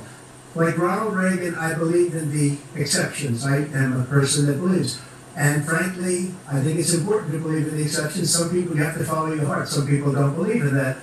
But I believe in the exceptions for rape, incest, and the life of the mother. I think it's very important. Some people don't. Follow your heart. But you have to get elected also. And because that has to do with other things. You got to get elected. The problem they have is they're radical because they will take the life of a child in the 8th month, the 9th month, and even after birth. I do agree. I do agree with them that abortion, that Democrats then got radical, especially some home state of California. They believe in having abortions after the baby's living. This crazy shit. They got crazy with that abortion. Completely demonic. But supposedly they care about the life. I mean, care about the right of women in their bodies. But they surely don't care about that when they try to mandate the vaccines on you. They don't give a fuck about no right. It's only about the right of their agenda. They don't care about the autonomy of your body. They don't care about their agenda being pushed about abortion or vaccines. It's their agenda, not your autonomy right over your own goddamn body. I wouldn't vote for another Democrat if you goddamn paid me $1 million. It's no good, backward ass, wicked ass party. Yeah, he was willing to do this. He said, we'll put the baby aside and we'll determine what we do with the baby, meaning we'll kill the baby. What happened is we brought it back to the states and the country is now coming together on this issue. It's been a great thing. Thank you. President Biden? It's been a terrible thing, what you've done. The fact is that the vast majority of constitutional scholars supported Roe when it was decided. Supported Roe. And that's this idea that they're all against it is just ridiculous. And this is the guy who says the state should be able to have it. We're in a state where in 6 weeks, you don't even know if you're pregnant or not, but you cannot see a doctor and have him decide on what your circumstances are when you need help. The idea that states are able to do this is a little like saying we're going to turn civil rights back to the states. Let each state have a different rule. Look, there's so many young women who have been, including the young woman who just was murdered, and he went to the funeral. The idea that she was murdered by an immigrant coming in, they talk about that. But here's the deal: there's a lot of young women being raped by their in-laws, by their spouses, brothers and sisters. It's just ridiculous, and they can do nothing about it. And they try to arrest them when they cross state lines. Thank you.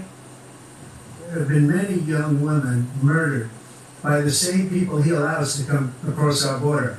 We have a border that's the most dangerous place anywhere in the world, considered the most dangerous place anywhere in the world. And he opened it up, and these killers are coming into our country, and they are raping and killing women. And it's a terrible thing. As far as the abortion is concerned, it is now back with the states. The states are voting. In many cases, it's frankly a very liberal decision. In many cases, it's the opposite.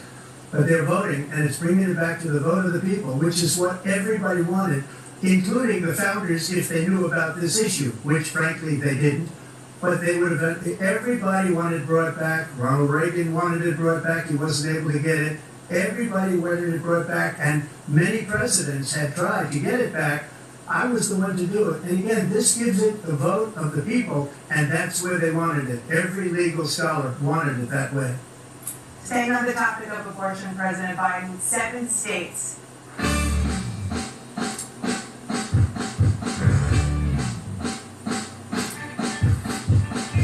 Sorry guys, it's damn commercials.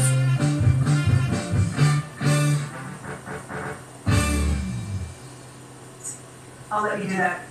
This is the same topic. 7 states have no legal restrictions on how far into a pregnancy a woman can obtain an abortion. I think it's Do you common. support any legal limits on how late a woman should be able to terminate a pregnancy? I support Roe v. Wade, which had 3 trimesters. First time between. No, let me show you guys something. Now look, this how you know how twisted this shit is. This TikTok appeal got denied. This one got accepted. And it's the same damn show on different accounts. Make it make sense. This one now let me go live again. This one won't. The same damn information, same show. You know, You don't know what the fuck they doing. Shit's crazy. Second time is between the doctor and an extreme situation. The third time is between the doctor, between the woman and the state. The idea that the politicians, that the founders want the politicians to be the ones making decisions about women's health is ridiculous. That's the last, no politician making that decision. A doctor should be making those decisions. That's how it should be run. That's what you're going to do. And if I'm elected, I'm going to restore Roe v. Wade. So that means he can take the life of the baby in the 9th month and even after birth, because some states, Democrat run, take it after birth. Again, the former governor of Virginia, put the baby down, then we decide what to do with it. So he's willing to, as we say, rip the baby out of the womb in the 9th month and kill the baby. Nobody wants that to happen, Democrat or Republican. Nobody wants it to happen. That is simply not true. The Roe v. Wade does not provide for that. That's not the circumstance. Only woman's life is in danger, she's going to die. That's the only circumstance in which that can happen. But we are not for late-term abortion, period. Period. Under Roe v. Wade, you have late-term abortion. You can do whatever you want, depending on the state. You can do whatever you want. We don't think that's a good thing. We think it's a radical thing. We think the Democrats are the radicals, not the Republicans. For 51 years, that was the law. 51 years, constitutional scholarship said it was the right way to go. 51 years, and it was taken away because this guy, who's very conservative members on the Supreme Court, takes credit for taking it away. What's he going to do? What's he going to do, in fact, if the MAGA Republicans, he gets elected, and the MAGA Republicans control the Congress, and they pass a universal ban on abortion, period, across the board, at 6 weeks or 7 or 8 or 10 weeks, something very, very conservative. Is he going to sign that bill? I'll veto it. He'll sign it. Thank you. Let's turn on to the issue of immigration and border security. President Biden, a record number of migrants have illegally crossed the southern border on your watch. Overwhelming border states and overburdening cities such as New York and Chicago, and in some cases causing real safety and security Immigrants concerns. Given that, our voters illusion. trust you to solve this crisis. That Because we worked very hard to get a bipartisan agreement that not only changed all of that, but made sure that we are in a situation where you had no circumstance where they could come across the border with the number of border police there are now. We significantly increased the number of asylum officers. Significantly, by the way, the Border Patrol endorsed me, endorsed my position. In addition, What are you talking about? What's your position? You have illegal aliens flooding into the country. These are just facts. I'm on the border all the time, and we know they're coming across, and you're the ones funding them. But if I say that, I get denied on TikTok. My account gets taken down for telling the truth. You got illegal aliens all throughout America right now that are legal, that have been brought in by the government.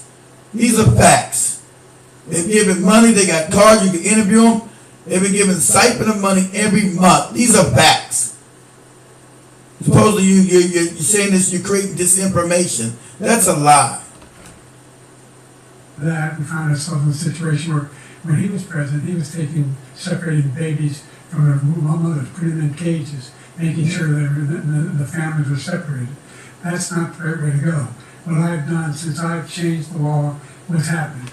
I've changed it in a way that now you're in a situation where 40% fewer people coming across the border legally, especially when you have cases. And we continue to look for the total data. Here's a total initiative relative to what we're going to do, more border patrol and more asylum officers. President Trump? I really don't know what he said at the end of that sentence. I don't think he knows what he said either. Look, we had the safest border in the history of our country. The border, all he had to do was leave it. I don't think you know what he said either. He decided to open up our border, open up our country to people that are from prisons, people that are from mental institutions, insane asylum, terrorists. We have the largest number of terrorists coming into our country right now, all terrorists, all over the world, not just in South America, all over the world. They come from the Middle East, everywhere, all over the world they're pouring in. And this guy just left it open. And he didn't need legislation, because I didn't have legislation. I said, close the border. We had the safest border in history. In that final couple of months of my presidency, we had, according to Border Patrol, who was great, and by the way, who endorsed me for president, but I won't say that, but they endorsed me for president. Brandon, just speak to him. But Look, we had the safest border in history. Now we have the worst border in history. There's never been anything like it. And people are dying all over the place, including the people that are coming up in Thank you, President Trump. President Biden? The only terrorist who's done anything across the border is one who came along and killed three, and his administration killed Al-Qaeda person in his administration, killed three Americans. He's definitely has dementia, family. On stage dementia. No terrorists ever got through. You know what he's saying? They're emptying their prisons. We're welcoming these people. That's simply not true. There's no data to support what he said. Once again, he's exaggerating. He's lying. President Trump, staying on the topic of immigration, you said that you're going to carry out, quote, the largest domestic deportation operation in American history, unquote. Does that mean that you will deport every undocumented immigrant in America, including those who have jobs, including those whose spouses are citizens, and including those who have lived here for decades? And if so, how will you do it? Just 1 second. He said we killed 3 people. The people we killed are al-Baghdadi and Soleimani, the 2 greatest terrorists, biggest terrorists anywhere in the world, and it had a huge impact on everything, not just border, on everything. He's the one that killed people with a bad border, including hundreds of thousands of people dying, and also killing our citizens when they come in. We are living right now in a rat's nest. They're killing our people in New York, in California, in every state in the union, because we don't have borders anymore. Every state is now a border. And because of his ridiculous, insane, and very stupid policies, people are coming in and they're killing our citizens at a level that we've never seen. We call it migrant crime. I call it Biden migrant crime. They're killing our citizens at a level that we've never seen before. And you're reading it like these 3 incredible young girls over the last few days.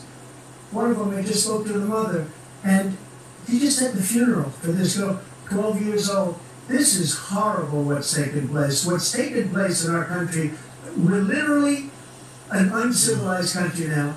He doesn't want it to be. He just doesn't know. He opened the borders. Nobody's ever seen anything like it. And we have to get a lot of these people out, and we have to get them out fast. Open the borders on purpose. purpose. Our country. This is on purpose. Look at where they're living. They're living in luxury hotels. Exactly. In New York City. That's a lie. I said then I got the street. the other count and block. Our veterans. He doesn't care. He doesn't like the military at all. That's a lie. He doesn't care about our veterans. Nobody been worse. I had the highest approval rating for veterans taking care of the VA. They got blocked. He's gotten rid of all the That's things a lie. Choice that I got through Congress, all of the different things I approved, they abandoned. We had by far the highest, and now it's down in less than half because he's done all these great things that we did. And I think he did it just because I approved it, which is crazy. But he has killed so many people at our border by allowing all of these people to come in. And it's a very sad day. I want to know what's the difference between these guys. Everything he says is a lie. Every single one. For example, veterans are a hell of a lot better off since they passed the PACT Act. 1 million of them now have insurance, and their families have it. Their families have it because... Exactly right, Hitman Brown. It's the same, they both gaslighting. They're all being covered now. As far as black people are concerned, there's no dime bit of difference between either one of them. Because they don't benefit anybody black. So I don't see any value in black people going to vote. So, and I also want to go, they got this fear campaign talking about this 2025. And I'm going to go to, before I finish, I'm going to go to Taraji P. Henson, all the other bootlicks come out. We must vote, you might vote, you got to go vote, vote, vote. All their bootlicks always come out saying the same nonsensical shit. You must go vote, vote, vote, vote, vote. We scared. 33.5, go read again. Same old scared tactics. Trying to take black people to the polls when they've offered you nothing. Instead of scaring me with shit, how about you delight me with something you're going to give me? You're going to give me reparations? You're going to give me something to vote for instead of something to vote against? The Democratic Party is going to give you something to vote against but nothing to vote for. With all the fake fear, the 2025, and Trump is going to lock down everything. You already done it through Biden when you try to push these fake mandates on us. You don't got the right to tell me what goes in my body. That's my right and God's right, not yours. Don't tell me Trump is going to be more totalitarian telling me the Biden administration told you you're going to lose your job if you don't do this, and we're tired of you. You're tired of you people that won't get forced to take something that you don't want to put in your own body. You don't got the right to do that. But you tell me he's gonna be more dictatorial than you? You trying to scare me? Well, you're not scaring me with your bullshit. Sorry, I'm not scared. And his group opposed that. We're also in a situation where we have great respect for veterans. My son spent a year in Iraq, living right next to one of those burn pits, came back with stage 4 glioblastoma. The other son's also a crackhead and a pedophile. France. How about that? And I spoke all about those heroes that died. I went to the World War II cemetery, World War I cemetery he refused to go to. He was standing with his 4-star general, and he told me, he said, I don't want to go in there because they're a bunch of losers and suckers. My son was not a loser, he's not a sucker. You're the sucker, you're the loser. President Trump? First of all, that was a made-up quote, suckers and losers. They made it up. It was in a third-rate magazine, The Statesman, like many of these magazines. He made that up. He put it in commercials. We've notified him. We had 19 people that said I didn't say it. And think of this. Who would say I'm at a cemetery or I'm talking about our veterans? Because nobody's taking better care. I'm so glad this came up and he brought it up. There's nobody that's taken better care of our soldiers than I have. To think that I would, in front of generals and others, say suckers and losers. We have 19 people. They all say crazy. They both take care of soldiers. No, they're not. Soldiers are living homeless all over the country. They have PTSD, right? Post-traumatic stress syndrome. But they both can claim they take care of better. They don't. This country's always throwing away its veterans. Once you go fighting their endless goopy wars, and when they come back, you come back all blown up or fucked up in the head. They do nothing for you. They discard your ass. So that's why they would say you a sucker for going to the military. Because when you get blown up for these oligarchs, you come back and you don't get the treatment you needed. But that money is given to Israel, so they'll have free health care. Israel has free health care. But our goddamn military veterans do not. Make that make sense? And they both support that shit. Both of them. So it's not the lesser two evils. They're both captured. Fakes and phonies. That it was never said by me. It was made up by him, just like Russia was made up, just like the 51 intelligence agents are made up, just like the new thing with the 16 economists are talking, it's the same thing. 51 intelligence agents said that the laptop was Russia disinformation. It wasn't. That came from his son Hunter. It wasn't Russia disinformation. He made up the suckers and losers, so he should apologize to me right now. 4-star general standing at your side who was on your staff who said you said it, period. That's number one. And number two, the idea that I have to apologize to you for anything along the line. We've done more for veterans than any president has in American history. And they now are in their family. They both done more for veterans and veterans are underneath these bridges all over America. It's just complete gaslight lying. It's like crazy talk now. Nothing is supposed to be reality. The propaganda's got so bad, there's nothing's even close to reality anymore. They both supposedly did the best for veterans in history, which is absolutely nothing. Is to care for our veterans, make them home and their families, and equip them when they go to war. That's what we're doing. That's what the VA is doing now. They're doing more for veterans than ever before in our history. All right, thank you so much. Topic of foreign policy. I want to begin with Russia's war against Ukraine, Yeah, which is now. Now we're going to get into gaslighting how the media is controlled by the same oligarchy talking about Russia's war against Ukraine. This is an absolute lie. The United States caused this war. The United States was the one that went into this war. They overthrew a duly elected government. This is a fact. Putin tried to get peace by going to the Minsk Accord, and America said no deal. These are either true or it's not. We're constantly getting gaslight with lies. They overthrew a duly elected government that was democratically elected by the Ukrainian people. They didn't want that, so they overthrew that government. That's a fact. Okay, it's a fact. So they're already starting this conversation off from a false narrative of propaganda. I think most American people are too stupid to know that they overthrew a duly elected democratic government. So they go to about Putin invaded Ukraine. They overthrew a democracy. That's what the CIA's been doing forever, overthrowing democracies. Vladimir Putin says he'll only end this war if Russia keeps the Ukrainian territory it has already claimed and Ukraine abandons its bid to join NATO. Yeah. Are Putin's terms acceptable to you? First of all, our veterans and our soldiers can't stand this guy. They can't stand him. They think he's the worst commander-in-chief, if that's what you call him, that we've ever had. They can't stand him. So let's get that straight. And they like me more than just about any of them.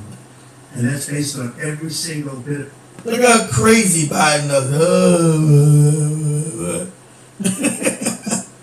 This guy's got his full faculties. Come on, man. And he gonna talk about draft you to go to war, to fight for Israel and all that, and they passed that mandatory draft shit. Nobody's fighting for these oligarchs. Nobody. The cat's out the bag. No one's risking their life for people that have never done shit for you as an American citizen. So you can pass whatever dumb laws you think you're going to pass to get the youth to fight your dumb endless wars. They're not going to fight them. Information. As far as Russia and Ukraine, if we had a real president, the president that was respected by Putin, he would have never invaded Ukraine. A lot of people are dead right now, much more than people know. You know, they talk about numbers. He can double those numbers, maybe triple those numbers. He did nothing to stop it. In fact, I think he encouraged Russia from going in. I'll tell you what happened. He was so bad with Afghanistan. It was such a horrible, embarrassment, most embarrassing moment in the history of our country, that when Putin watched that and he saw the incompetence, and he should have fired those generals, like I fired the one that you mentioned, and so he's got no love lost. But he should have fired those generals. No general got fired for the most embarrassing moment in the history of our country, Afghanistan, where we left billions of dollars of equipment behind. We lost 13 beautiful soldiers, and 38 soldiers were obliterated. And by the way, we left people behind too. We left American citizens behind. When Putin saw that, he said, you know what? I think we're going to go in and maybe take this was his dream. I talked to him about it, his dream. The difference is he never would have invaded Ukraine. Never. Just like Israel would have never been invaded in a million years by Hamas. You know why? Because Iran was broke with me. I wouldn't let anybody... Exactly right, Cass. They can fight their own damn wars. They had no money for Hamas. They had no money for anything. No money for terror. That's why you had no terror at all during my administration. This place, the whole world is blowing up under him. The ancient Egyptians understood that they needed commercial to reduce their weight. And commercials. President Biden? Now, saying the truth about the October 7th scam, inside job again, you can't say that because you know the narrative, they own everything. You can't say any of this true. You got open genocide in Gaza right now, but you can't say that because you get censored, and they both want to continue this genocide. Him and Biden and Trump alike. So they're not in any difference. So why we got different? How are they on opposing sides of any discussion? How are they on opposing sides of any policy? They are not. That's why you see no matter who came in this fake thing, they put a Democrat in, then a Republican in, then this is all Machiavellian. It's all Machiavellian. Because you know you're going to get, you have the Democrats in for a little while, you get mad at them, then you throw them out, put the Republicans in. The Republicans come in, don't do shit, you get mad and throw them out. It's the same switch and bait shit you got going on. It's Machiavellian, where they don't do nothing for you. So you just keep passing the hat back and forth, this party in, that party out. That party out, this party in, because nothing ever changes. And so you just keep switching back from different parties because they never meant to do anything for the American people. It's all cosplay. It's all a bunch of word salad. When the policy, no matter who gets in office, the policy never changes. Endless wars. Endless wars you have. No matter who's in there. Endless goddamn wars. And money laundering on a level that's too, you can't even fathom. And nothing given to the American people to what they've done. You can't show me shit they've done. Every American city is falling apart. Americans living in tents from sea to sea. Can't afford any rent. Stomachs touching their backbone. They want to tell you what they've done. What have they done? Cause more poverty. Since Reagan, we've had nothing but more poverty of the middle class and the working class. Collapse of economics completely. But the right-wing wacko, he's easy to manipulate because he's based on his racism. Oh, don't let the black people get jobs. The black man might get my job. Don't let the black people, the blacks are doing the black people. Not the black people. So you can easily manipulate them morons. And they help facilitate this bankrupting of the country. They've helped it. They put these oligarchs in. They believed in this capitalistic shit. To give all the money upward and believe in this fake trickle down shit that ain't never worked. You've had 40 years of this trickle down nonsense. It hasn't worked. Everybody's starving. Everybody's hurting. And they're still talking that same shit. Don't tax the rich. Don't tax the rich. The rich create jobs. What jobs? You got no jobs. That scam should already be out the damn barn already. That horse that left the barn. That fake scam. Don't tax the rich. Keep letting the rich get more wealthier and they'll make jobs. Where the fuck are the jobs at? They're non-existent. They're lies. It's a con game. It's a scam. Well, the rich don't even get taxed anymore and all the money's being sucked from the bottom straight to the top. That's what you're dealing with. That's why inflation is crazy. And they both support taking money from the little man, giving it back to the wealthy. So you don't have any candidates.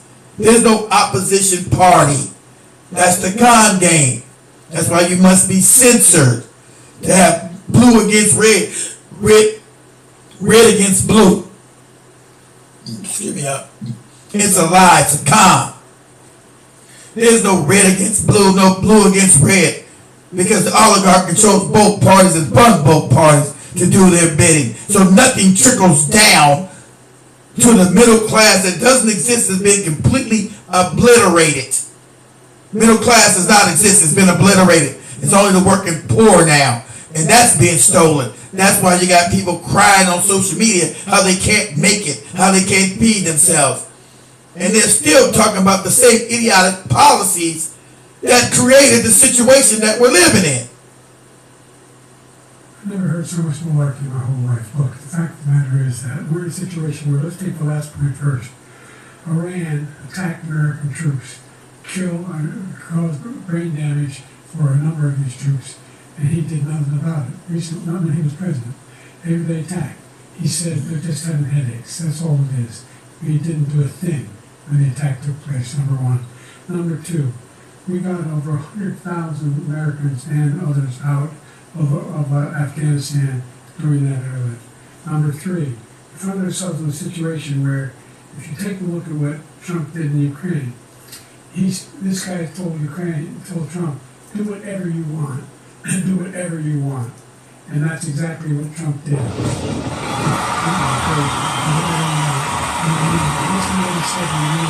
He took 5 days, remember? And it's part of the old Soviet Union. That's what he wanted to reestablish. Cuba. And he, in fact, didn't do it at all. He wasn't able to get it done. And they've lost thousands and thousands of troops. 500,000 troops. President Trump, I never said that. For 1 minute, I just want to go back to my original question, which is, are Putin's terms acceptable to you? Keeping the territory in Ukraine. No, they're not acceptable. But look, this is a war that never should have started. If we had a leader in this war, he led everybody along. He's given $200 billion now or more to Ukraine. He's given $200 billion. That's a lot of money. I don't think there's ever been anything like that. That's a lot of money. But you would have gave it to the rich, you wouldn't have gave it to the American people. $60 billion. This money's never been given to the American people. They got money for wars but can't feed the poor. the money that we're spending. They got money for wars all the time. We can never feed the poor. It should have Can never create jobs because that's not war settled. that's not what the owners of the country want. They want to keep you in despair. They want to keep you goddamn always struggling, barely holding on because it benefits them. Because we've been run by psychopaths. Sociopaths and psychopaths run this country from behind the scenes. They always keep you goddamn struggling. All the money going to Ukraine, you can't find nothing that benefit from giving them $200 and $300 billion when that money could have easily been put back to homeless is only a couple $1 billion. You could have ended the homeless crisis with $5 billion out of the $200 and $300 billion you gave Ukraine. They don't want to end it. You could have been took every veteran and homeless person with $5 billion, 5 billion family would have ended that. Why don't they ever end it? They never end the damn homeless crisis ever. Or the veteran crisis never ended. It's election after election with the same gaslighting shit. Election after election never doing anything for the American people, nothing. But they always got money for wars. They always got enough money to fund wars. From fake ass paper money printed from nothing that causes the inflation on me and your backs. Can't pay for rent. Can't pay for food. But they got money to send for wars. And it only takes $5 billion to clean all the houses, the homeless in America.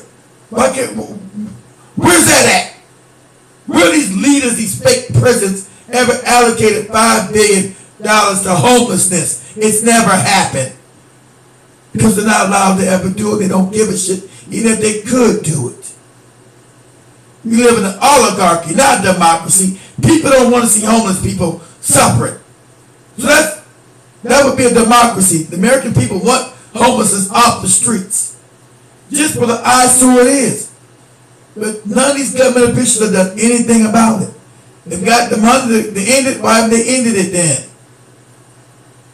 Putin and Zelensky, as president-elect, before I take office on January 20th, I'll have that war settled. People being killed so needlessly, so stupidly, and I will get it settled, and I'll get it settled fast before I take office. You know, the fact is that Putin is a war criminal. He's killed thousands and thousands of people. That's a lie. And he has made one thing clear. He wants to That's a lie. establish what was part of the Soviet Empire. Not So just Israel's not war criminals? Ukraine. Commit goddamn genocide in Gaza? But Putin's a war criminal. It's all made up. What do you think happens to Poland? What do you think happens to Belarus? What do you think happens to those NATO countries? And so if you want a war, you ought to find out what he's going to do, because if in fact he does what he says and walks away, by the way, all that money we give Ukraine for weapons we make here in the United States, we give them the weapons, not the money at this point. And our NATO allies have produced as much funding for Ukraine as we have. That's why we're strong. Thank you. Moving on to the Middle East. In October, Hamas attacked Israel, killing more than 1,000 people and taking hundreds of hostages. Among those held and thought to still be alive are 5 Americans. Israel's response has killed thousands of Palestinians and created a humanitarian crisis in Gaza. President Biden, you've put forward a proposal to resolve this conflict, but so far Hamas has not released the remaining hostages, and Israel is continuing its military offensive in Gaza. So what additional leverage will you use to get Hamas and Israel to end the war? You have 2 minutes. Number one, everyone from the United Nations Security Council straight through the G7 to the Israelis and Netanyahu himself have endorsed the plan they put forward. Which has 3 stages to it. The first stage is trading the hostages for a ceasefire. Second phase is a ceasefire with additional conditions. The third phase is the end of the war. The only one who wants the war to continue is Hamas, number one. But no one wants to stand down. We're still pushing hard to get them to accept. In the meantime, what's happened? In Israel, we're trying to say the only thing I've denied Israel was 2,000-pound bombs. They don't work very well in populated areas. They kill a lot of innocent people. We're providing Israel with all the weapons they need and when they need them. And by the way, I'm the guy that organized the world against Iran when they had a full-blown intercontinental ballistic missile attack on Israel. No one was hurt. No one Israeli was accidentally killed, and it just stopped. We saved Israel. We are the biggest producer of support for Israel of anyone in the world. And so there are two different things. Hamas cannot be allowed to be continued. We continue to send our experts and our intelligence people as to how they can get Hamas like we did bin Laden. You don't have to do it. And by the way, they've been greatly weakened, Hamas. Greatly weakened, and they should be. They should be eliminated. But you've got to be careful for using certain weapons among population centers. Let's get back to Ukraine for 1 second. We have an ocean separating Let me us, pause this real the quick. European nations together. Do you want to crack the code to YouTube success that don't work, sir? I've got a secret that can change Damn, the girl, game boy. for you. I've spent And let me pause this real quick and show this real quick. Let me go to this real quick.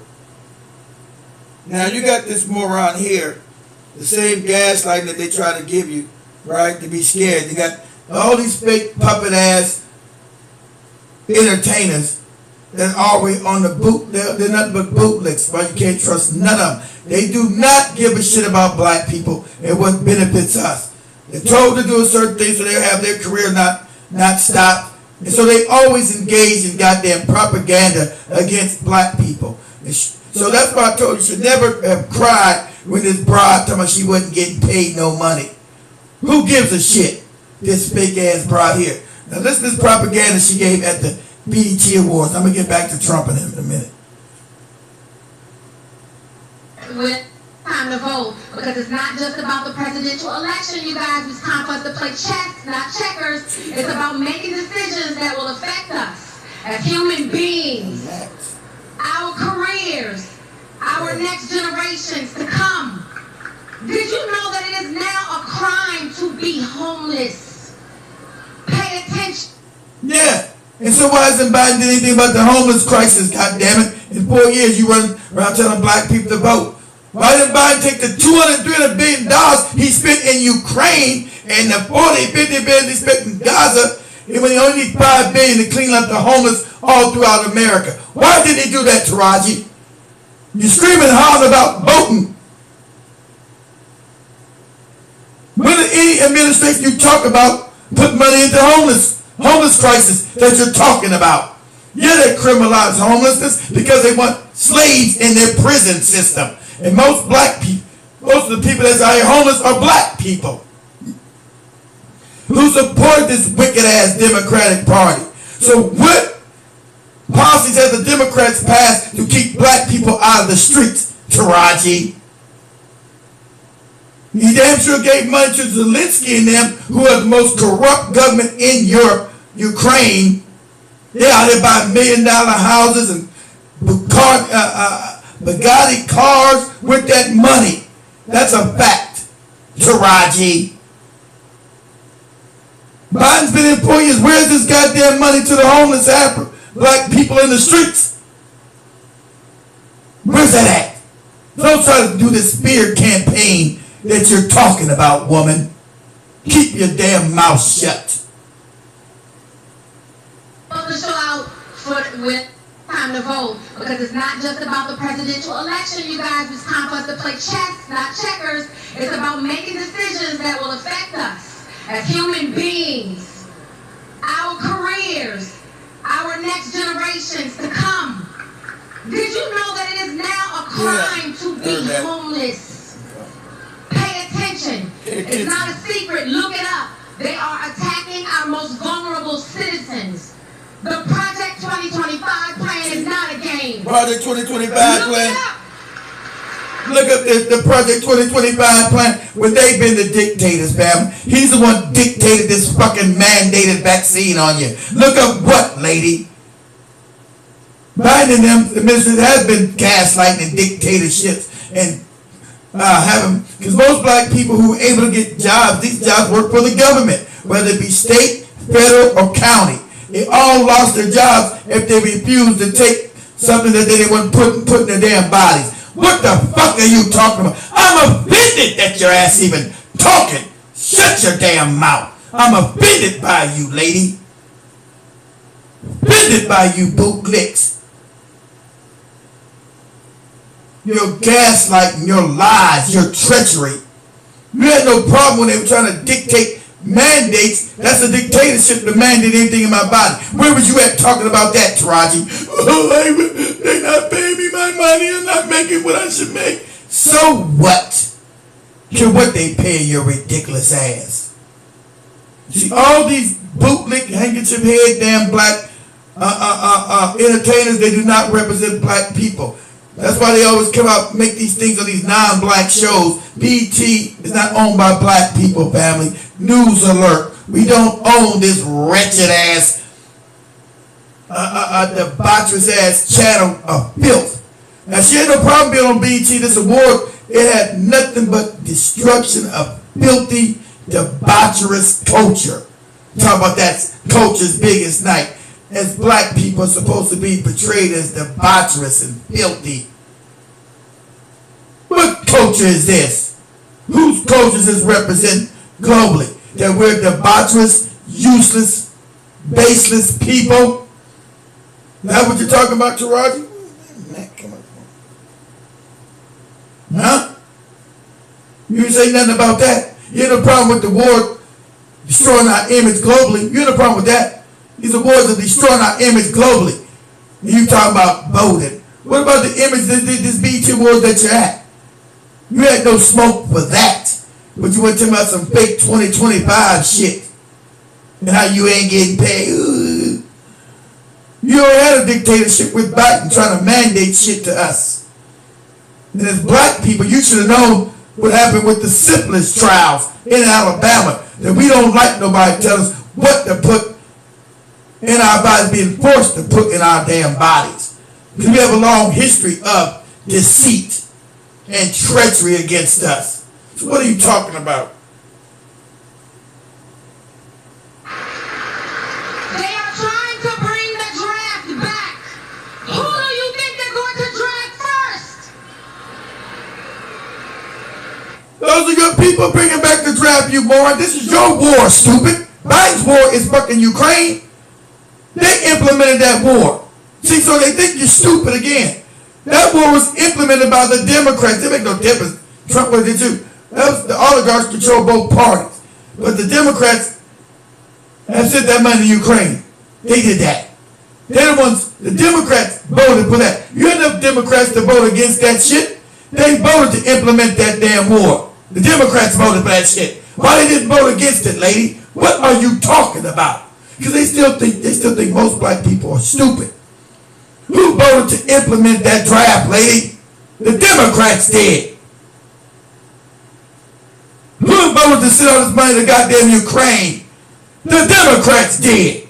You controlled both houses of Congress when Biden first got in. The Senate and the House. Did you help homeless people then? Oh no, you did nothing. Did you help homeless people then? No. Your money had to go to Ukraine. What did you do then? So what are you screaming and hollering on this debaucherous ass award show? Who paid you, lady, to do your gaslighting? You ridiculous, moronic broad. Who paid you to push this propaganda to us? The wars were backed by the Democrats. They started the war in Ukraine. They backed it. They're funding it. What are you talking about, lady? Sound crazy as cat shit. You're despicable. You're a despicable broad. You're a despicable woman. You are despicable. I'm not trying to scare us. That's I'm trying to inform us. That's what you're trying to do. 3 Supreme Court seats up, you guys. We need those seats. Or we have no protection. Okay. I got it out my system. You got your system because they need to tell you that, you despicable broad. You didn't do that on your own. They put you up to that shit. You despicable bastard, you. The war was started by the Democratic Party. Go back and you didn't bring that up. That the money, the funding was by the Democrats. Joe Biden. He sponsored this Ukraine shit. The Democrats sponsored it. Go back and look this up, lady. What are you talking about? So now they want you to go goddamn to war for them. We're not going to war for your fucking, your damn stealing of a country and resources that don't benefit us. The Democrats started that, lady. Or have you forgotten that? Some of the goopy Republicans were trying to fight against the sending money to Ukraine. I give them a little bit of credit. But the Democrats unanimously funded that goddamn Ukrainian shit. What are you talking about, lady? That's the reason why they're trying to draft our ass, because your party did that. Like completely disengaged. It's crazy talk. Crazy gaslighting is crazy. Absurd.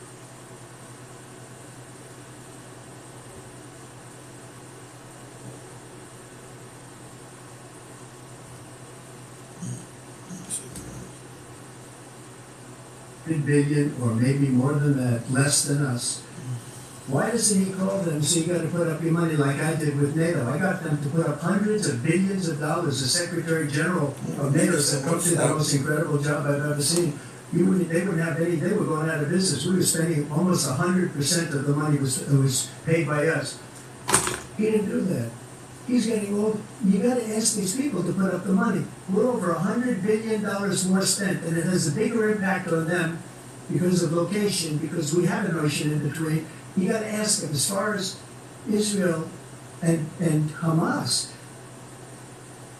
Yeah, Rick, I heard about them talking about they're there to cause a civil war. Yeah, they admitted they were brought in here to cause a civil war and to cause chaos. Yeah, I heard about that. That's a fact. That's what they brought. Guess who's doing that? People that run the government. They're the ones who are doing it. Ones who sponsor Joe Biden, and we just say the Jays. Okay? Shout out to them. We'll say the Jays are the ones behind it. They're the NGOs that's bringing them all in here. That's a fact. They're the ones sponsoring Trump and Biden. So they're the ones who's doing it. Israel's the one that wants to go. He said the only one who wants to keep going is Hamas. Actually, Israel is the one. And you should let him go and let him finish the job. He doesn't want to do it. He said he should let him go. So they both support genocide. You should let him go and finish the job because that's been the plan. So you don't got no difference. Oops, sorry guys. You don't got no difference between neither one of them. They both want to keep giving billions of dollars to Israel to commit genocide. And that's why they want you sign up for their wars so you'll go fight for the Jays. And my babies ain't going to fight for none of that shit. None of it. None of it. And most American people are not going to fight for it because their eyes are open. They're not fighting for the democracy because you don't live in one. You don't live in no damn democracy. You live in an oligarchy controlled by a whole different foreign power.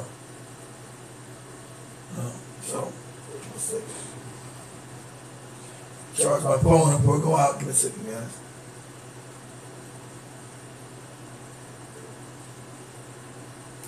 I'm over here.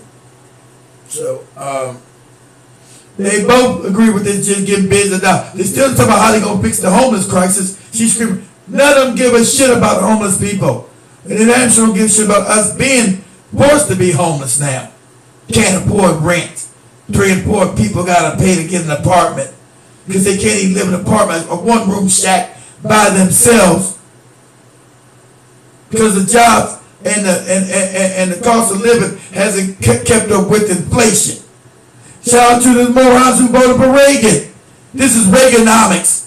No matter what they call it, Bidenomics, Trump-not, Obama, it's the same shit. From the 80s on, complete destruction of the U.S. economy to benefit the majority of people. The oligarchs had already planned in the 60s to start destroying the middle class and then the working class. This is Agenda 2030. You'll own nothing, you'll be happy. And every puppet that they put in power has pushed this agenda forward. whether they be Democrat or Republican. Everyone has pushed this filthy agenda forward. That's what you see. So you got the scam, oh, I'm mad at the Democrats, let me put a Republican in. I'm mad at the Republicans, they put a Democrat in. But nothing changes. Nothing ever gets better. Nothing. Same gaslight over and over again. Every 4 years, same lies. Nothing changes for the regular man, regular woman. Nothing. Endless wars. Money going to support people you don't even know the fuck they are. Most people can't even put out Ukraine on a map. Nobody. Now we're paying Ukrainians goddamn salaries. They don't tell you that on the news. All their salaries are being paid, the government being paid by the American taxpayer. And since the elite pay no damn taxes, the companies pay no taxes, all that money is coming from us, the working poor, because the middle class has been decimated. We're all the working poor now. So our money is going to back this damn Ukrainian shit because the rich pay no taxes. Trump and tax breaks for the rich, tax breaks more tax breaks for the rich, more tax breaks for the corporations who are going to build companies, and you lost companies, right? I want you to make this make sense. Let's add this up real quick. Hold on a second.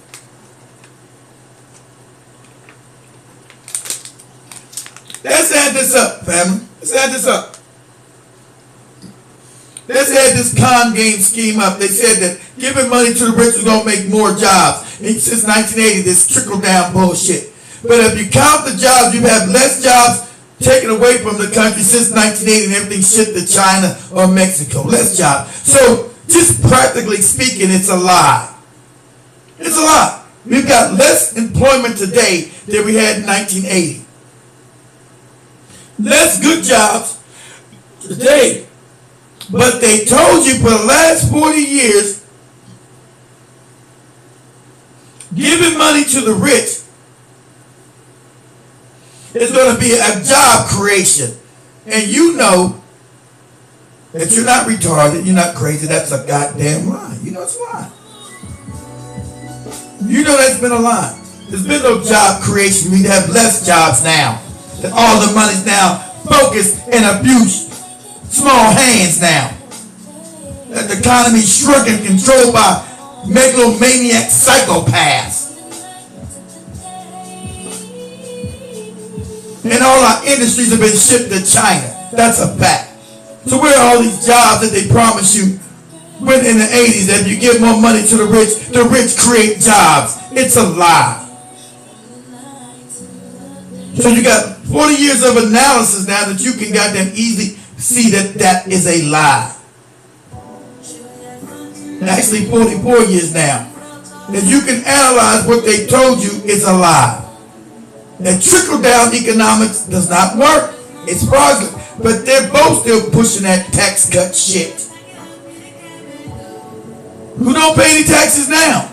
So they don't even, so there's no benefit to having millionaires and billionaires in your economy because they benefit nothing to you. There's no benefit to having a millionaire or a billionaire in the economy because it's a zero-sum game. They do not benefit the economy because they don't have any tax base that they contribute to. It's just a mass theft, grab, steal. And now they stole so much they control all of Congress. They're completely owned and controlled now. And the right-wing wacko has voted for this shit for 40 years. And now his stomach is touching his raggedy-ass backbone. And they still think Trump is some damn savior, pushing the same failed policies. Just as Biden's policies are both failed because they're both backed by the same people. No matter who wins, who loses, they win. And we continue to lose because neither one of these candidates represent us because they were not brought to us by us. None of these candidates represent us. So it's the same copy and paste nonsense we will always get. He's become like a Palestinian, but they don't like him because he's a very bad Palestinian. He's a weak one. Palestinians don't like what? President Biden, you have a minute? Some of the Palestinians don't like neither one of you guys. You guys are committing genocide. What are you talking about? They're both, that's what he said was idiotic. They don't prefer neither one of you, neither the American people. We're forced to have you. This is how the fake democracy thing works. The money elite control both parties, because you got to have the money.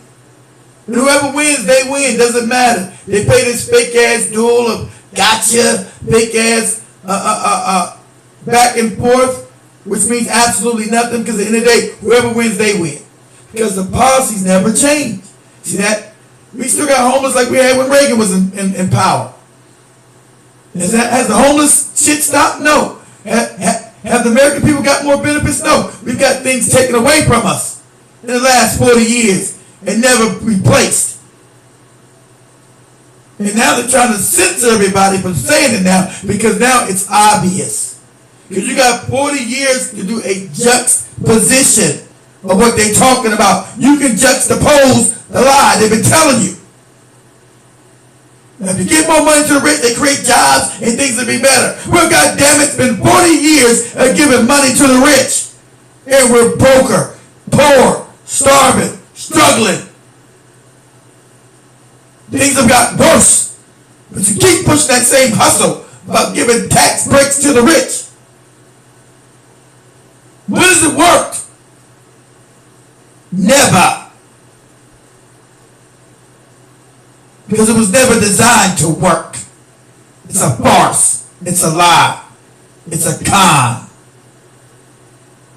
I've never heard so much foolishness. This is a guy who wants to get out of NATO. You understand NATO? He's going to pull out of NATO. The idea that we have our strength lies in our alliances as well. There may be a big ocean, but we're able to avoid a war in Europe, a major war in Europe. What happens if, in fact, you have Putin continue to go into NATO? We have an Article 5 agreement. Attack on one is attack on all. You want to start the nuclear war he keeps talking about, go ahead. Let Putin go in and control Ukraine and then move on to Poland and other places. What happens then? He has no idea what the hell he's talking about. Look, you're talking about going to Poland. Putin is never going to Poland. You forced Putin's hand. And Ukraine was part of Russia anyway. That's their answer. That's where Russia started, family, in Kiev. So that's historically their land any damn way. They tried to go in and steal it from the Russians because the person that got elected in a democratically elected government election was pro-Russian. They couldn't have that, so they overthrew him in a color revolution. So you're getting gaslit by both these morons. You've been gaslit with nonsense. The CIA caused a color revolution in Ukraine in 2014, where they overthrew a duly elected democratic government. They don't give a shit about no democracy. That's the scam and con they've been saying forever. Well, what about Putin going into Poland? He's going to do all this. Why would he do that? No reason to do that. He's not going to do none of that. For what reason? Become broker? Doesn't make any sense.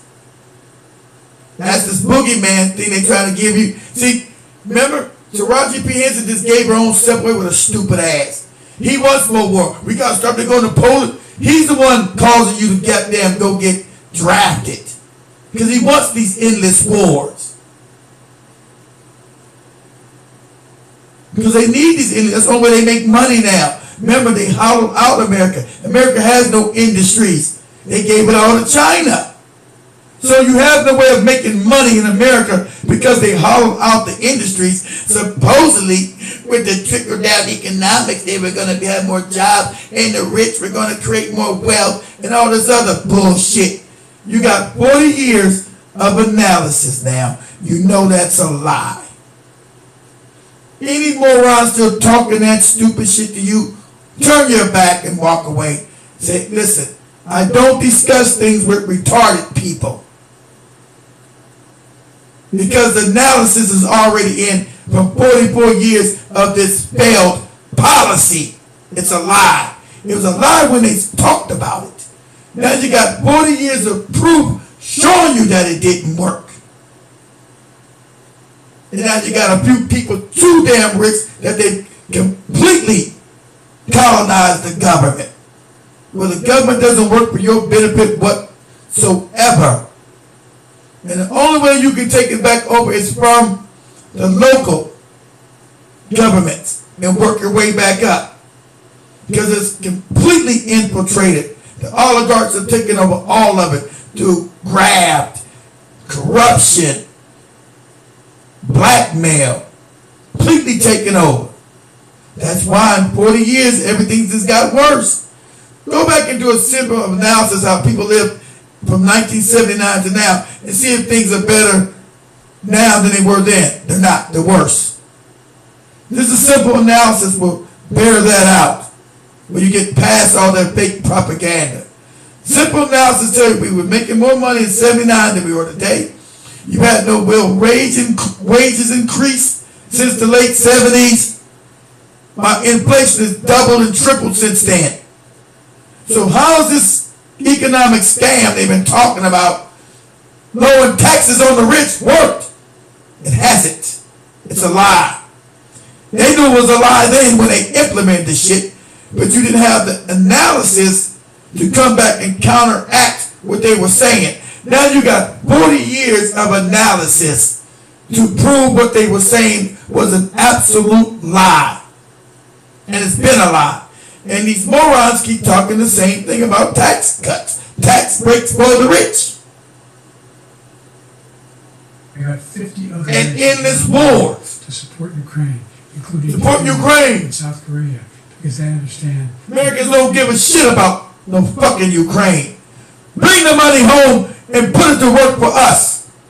That's why they didn't want them saying that. Them saying they're going to bring the money home and put it to us. None of that. So they're not speaking for us.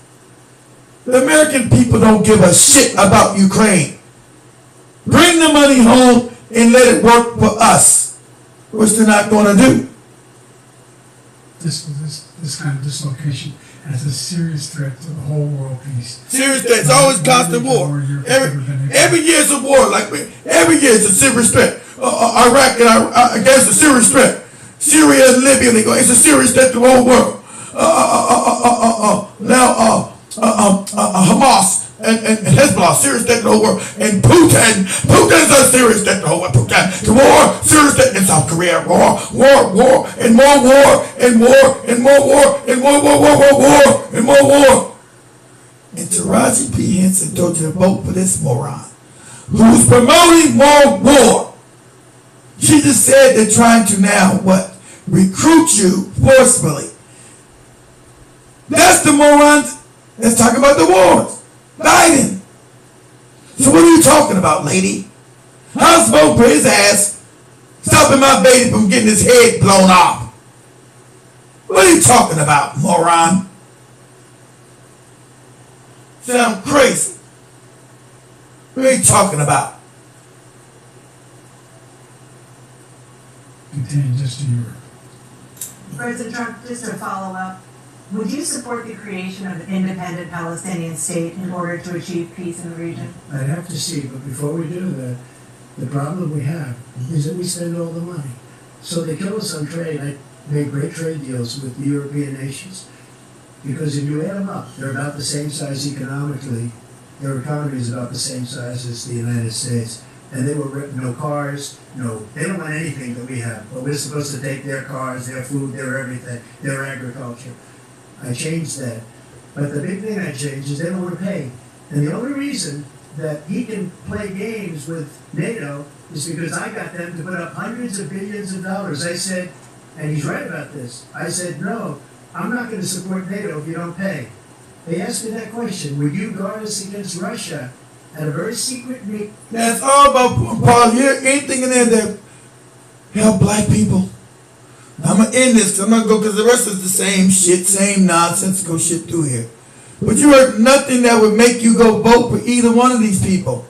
Nothing, even if you, let's say not if you wasn't even black, just American people as a whole. There's nothing either one of these morons said that would benefit you in your day-to-day life. So what's the benefit of voting? See, Taraji's trying to, I'm not trying to scare you. You are trying to scare us, moron. Exactly what you're trying to do. That's what you're told to do. You are a tool. That's why you're doing it. Because you know people are going to call you out as fear mongering. That's what you're doing. Trying to scare black people to the polls. To vote for nothing and then vote for the very thing that you're talking about. He wants to implement more war. What are you talking about? You know, the 28 states at that time, nations at that time, and they said, no, if you don't pay, I won't do that. And you know what happened? Billions and billions of dollars came flowing in the next day and the next months. But now we're in the same position. We're paying everybody's bills. Let's turn to the issue of democracy. Former President Trump, I want to ask you about January 6, 2021. After you rallied your supporters that day, some of them stormed the Capitol to stop the constitutionally mandated counting of electoral votes. As president, you swore an oath to, quote, preserve, protect, and defend, unquote, the Constitution. What do you say to voters who believe that you violated that oath through your actions and inaction on January 6th and worry that you'll do it again? Well, I don't think too many believe that. And let me tell you about January 6th. On January 6th, we had a great border. Nobody coming through, very few. On January 6th, we were energy independent. On January 6th, we had the lowest taxes ever. We had the lowest regulations ever. On January 6th, we were respected all over the world. All over the world, we were respected. And then he comes in, and we're now laughed at. We're like a bunch of stupid people. What happened to the United States' reputation under this man's leadership is horrible, including weaponization, which I'm sure at some point we'll be talking about, where he goes after his political opponent because he can't beat him fair and square. You have 80 seconds left. My question was, what do you say to those voters who believe that you violated your constitutional oath through your actions and inaction on January 6, 2021, and worry that you'll do it again? Well, I didn't say that to anybody. I said peacefully and patriotically. And Nancy Pelosi, if you just watched the news from 2 days ago, on tape to her daughter, who's a documentary filmmaker, as they say, but she's saying, oh, no, it's my responsibility. I was responsible for this. Because I offered her 10,000 soldiers or National Guard, and she turned them down. And the mayor in writing, by the way, the mayor, in writing, turned it down, the mayor of D.C. They turned it down. I offered 10,000 because I could see, I had virtually nothing to do. They asked me to go make a speech. I could see what was happening. Everybody was saying they're going to be there on January 6th. They're going to be there. And I said, you know what? There's a lot of people coming. You could feel it. You could feel it too, and you could feel it. And I said, they ought to have some National Guard or whatever. And I offered it to her. And she now admits that she turned it down. And it was the same day she was, I don't know, she can't be very happy with her daughter because it made her into a liar. She said, I take full responsibility for January 6th. President Biden? Look, he encouraged those folks to go up to the Capitol Hill, number one. I sat in the dining room off the Oval Office. He sat there for 3 hours. 3 hours watching, being begged by his vice president and a number of his colleagues on the Republican side as well to do something, to call for a stop, to end it. Instead, he talked about the people being patriots and great patrons of America. In fact, he says he'll not forgive them for what they've done. They've been convicted. He says he wants to commute their sentences and say that, you know, he went to every single court in the nation. I don't know how many cases, scores of cases, including the Supreme Court, and they said, no, this guy is responsible for doing what was done. He didn't do a damn thing, and these people should be in jail, and they should be being held accountable. And he wants to let them all out, and now he says that he loses again, such a whiner that he is, that there could be a bloodbath. Thank you, President Biden. President Trump? What they've done to some people that are so innocent, you ought to be ashamed of yourself. What you have done, and you've destroyed the lives of so many people. When they ripped down Portland, when they ripped down many other cities, you go to Minnesota, Minneapolis, what they've done there, with the fires all over the city. If I didn't bring in the National Guard, that city would have been destroyed. When you look at all of they took over big chunks of Seattle. I was all set to bring in the National Guard. They heard that, they saw them coming, and they left immediately. What he said about this whole subject is so off. Peacefully patriotic. One other thing. the unselect committee, which is basically two horrible Republicans that are all gone now out of office, and Democrats, all Democrats, they destroyed and deleted all of the information they found because they found out we were right. We were right. And they deleted and destroyed all of the information. They should go to jail for that. If a Republican did that, they'd go to jail. Thank you, President Trump. President Biden, I want to give you a minute. The only person on the stage is a convicted felon is the man I'm looking at right now. And the fact of the matter is, what he's telling you is simply not true. The fact is that there was no effort on his part to stop what was going on up in Capitol Hill. And all those people, every one of those who were convicted, deserves to be convicted. The idea that they didn't kill somebody just when they broke down doors, broke the windows, And I got blocked again. What the hell? turned over desks, turned over statues. The idea that those people are patriots? Come on. When I asked him about the first two debates we had, first time around, I said, will you denounce the Proud Boy? He said, no, I'll tell them to stand by. The idea he's refusing to, will you denounce these guys? You denounce the people we're talking about now? You denounce the people. And I blocked again. Shit, each time. It's crazy. I'm going to give you a minute, President Trump, for a follow-up question I have. After a jury convicted you of 34 felonies last month, you said if reelected, you would, quote, have every right to go after, unquote, your political opponents. You just talked about members of the Select Committee on January 6th going to jail. Your main political opponent is standing on stage with you tonight. Can you clarify exactly what it means about you feeling you have every right to go after your political opponents? Well, I said my retribution is going to be success. We're going to make this country successful again, because right now it's a failing nation. My retribution is going to be success. But when he talks about a convicted felon, his son is a convicted felon at a very high level. His son is convicted, going to be convicted probably numerous other times.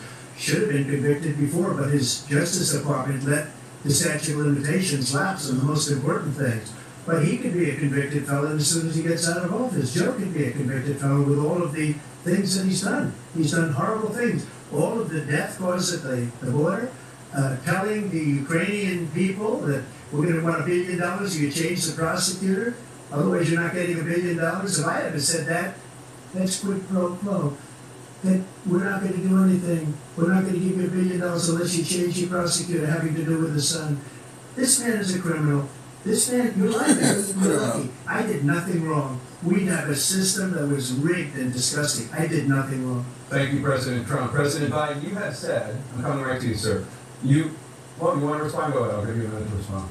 The idea that I did anything wrong relative to what you're talking about is outrageous. It's simply a lie, number one. Number two, the idea that you have a right to seek retribution against any American just because you're president is wrong. It's simply wrong. No president's ever spoken like that before. You did that. No president in our history has spoken like that before. Number three, the crimes that you are still charged with. And think of all the civil penalties you have. How many billions of dollars do you owe in civil penalties for molesting a woman in public, for doing a whole range of things, of having sex with a porn star on the night while your wife was pregnant? I mean, what are you talking about? Like your wife was pregnant. I didn't have sex with a porn star, number one.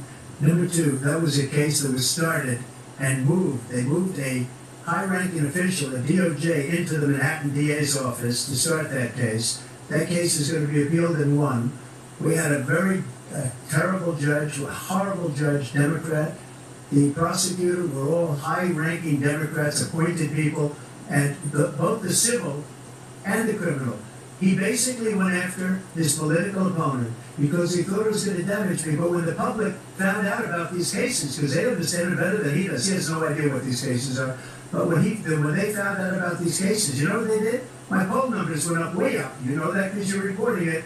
And we took in more money in the last 2 weeks than we've ever taken in the history of any campaign. I don't think any campaign has ever taken. Hundreds of millions of dollars came pouring in because the public knows it's a scam and it's a guy that's after his political opponent because he can't win fair and square. Thank you, President Trump. President Biden, you have said, quote, Donald Trump and his MAGA Republicans are determined to destroy American democracy. Do you believe that the tens of millions of Americans who are likely to vote for President Trump will be voting against American democracy? Add two of the people The more that's they know live. about what he's done, yes. The more they know about what he's done. And there's a lot more coming. He's got a lot of cases down the road coming out.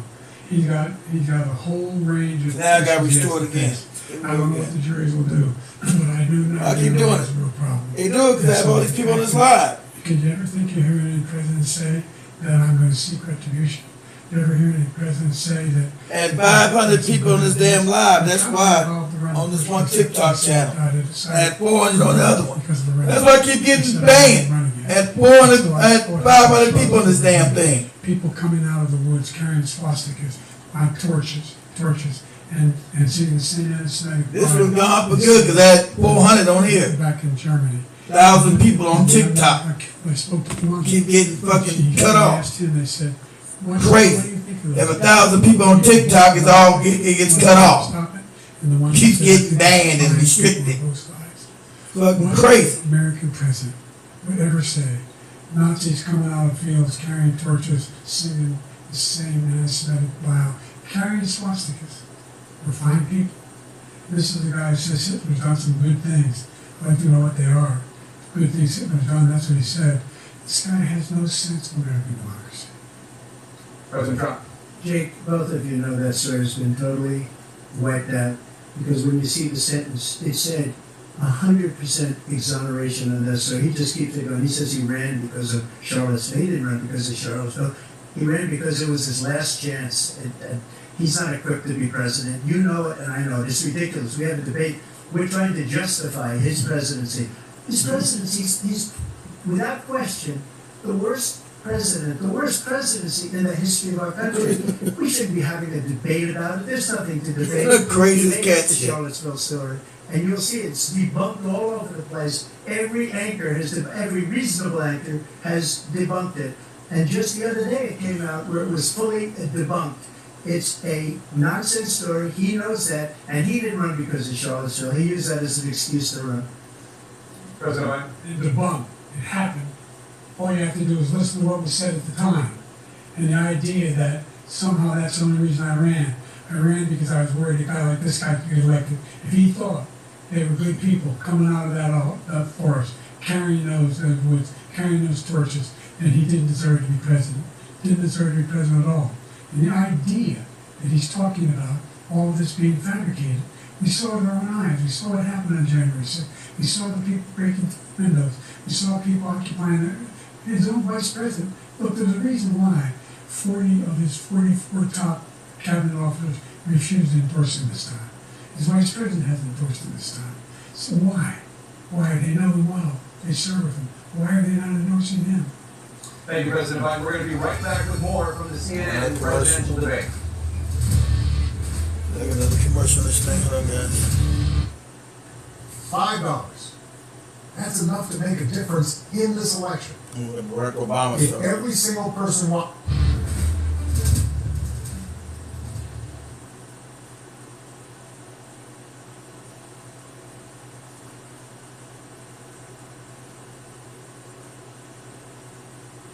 Well, listen, this no good Obama talk about nothing. With the intermission on, guys. Man, they got a long break. More progress. They acknowledge he made a lot of progress, number one. The fact of the matter is, the more small black businesses. See, so finally get around to black people. Let's go back around. The wages of black unemployment. July. So we're finally gonna address black people. Let's see what it says about the black people supposedly addressed. I'm not gonna turn that TikTok thing back on again. Shit. Time I turn it on again. As soon as I get 200, 300, 400, 500 people up in there, it keeps getting banned. This one stayed banned, so fuck it. So let's see what they say when they start addressing black people. What's they addressing to black people? What are you gonna do specifically for us? Which is nothing. You ever heard Kamala Harris, the fake Asian lady, masquerading as a black woman, saying policies that benefit everybody, get nothing specifically for black people whatsoever. There you go. Welcome back to the CNN presidential debate live from Georgia. Let's talk faced in your first terms, and you'd certainly face again in the second term. President Biden, while black unemployment dropped to a record low under your presidency, black families still earn far less than white families. Yeah. Black mothers are still 3 times more likely to die for pregnancy-related causes, and black Americans are imprisoned at 5 times the rate of white Americans. What do you say to black voters who are disappointed that you haven't made more progress? They acknowledge you made a lot of progress, number one. You made a lot of progress. There's more small black businesses that have been started from any time in history. That's a lie. Number 2, the wages of black unemployment is the lowest level it's been in a long, long time. Lie. Number 3, we're trying to find housing for black Americans and dealing with the segregation that exists among these corporate operations that collude to keep people out of their houses. In addition to that, we find that the impact on the choice that black families have to make relative to child care is incredibly difficult. When we did the first major piece of legislation in the past, I was able to reduce black child care. Child care? Cut them in half. We gotta make sure we provide for child care costs. We gotta make sure, because when you provide that child care protections, you increase economic growth because more people come in the job market. So there's more to be done, considerably more to be done. But we've done a great deal so far, and I'm not betting. Child care? That's what you're talking about? You done child care for black people. What are you talking about? Voters who are disappointed with the progress so far. I said I don't blame you for being disappointed. Inflation is still hurting you badly. For example, I provided for the idea that any black family, first-time home buyer, should get a $10,000 tax credit. Now, we talked about this already. We talked about this nonsense already when Jibba Jabba says every house is 10%. The average house, I told you guys, is $400,000. That's 40 grand. But Jibba Jabba said in his area in Pennsylvania, you got to have 20%. That's $80,000. What is he talking about? And you know most black people now can even get that 10 grand he's talking about. What do you do to qualify? You can't just say because I'm black, do I get to qualify for this 10 grand? So that's a lie. And that doesn't cover anything. The average home price, because of your wars, your endless wars, and your fake trickle-down economics, the average home price is $400,000. What are you talking about, man? What do I do with $10,000? Absolutely nothing. And I don't make the wages to save any more money because the rent and the mortgage price, well, you don't have a house. That's why you took the house, so you paying rent. The rent prices are astronomical, so I'm going to make up the other $10,000 or $60,000 to put with this big 10 you're giving me. Where's the hand up you're talking about? Instead of hand up, you got a hand in my ass. Hand up my ass. You're not giving me a hand up, you give me a hand up my ass and blowing smoke up my ass. That's what you're doing. This is little nothing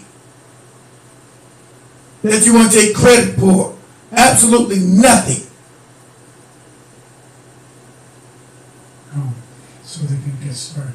I made sure they were in a situation where all those black families and those black individuals who provided had to take out student loans that were ballooning, that they were engaged in nursing, anything having to do with volunteerism. If they paid their bills for 10 years and their student debt, all the rest was forgiven after 10 years. Millions have benefited from that. And we're going to do a whole lot more for black families. Absolutely nothing. He's blaming inflation, and he's right, it's been very bad. He caused the inflation, and it's killing black families and Hispanic families and just about everybody. It's killing people. They can't buy groceries anymore. They can't.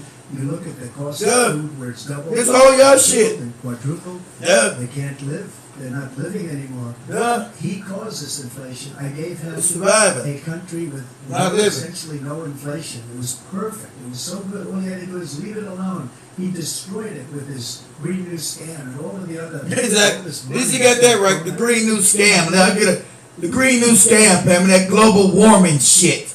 The Green New Scam and the carbon credits that the Democrats are pushing out. We supposed to say no to all that. That's the WEF Agenda 2030. We don't back none of that shit.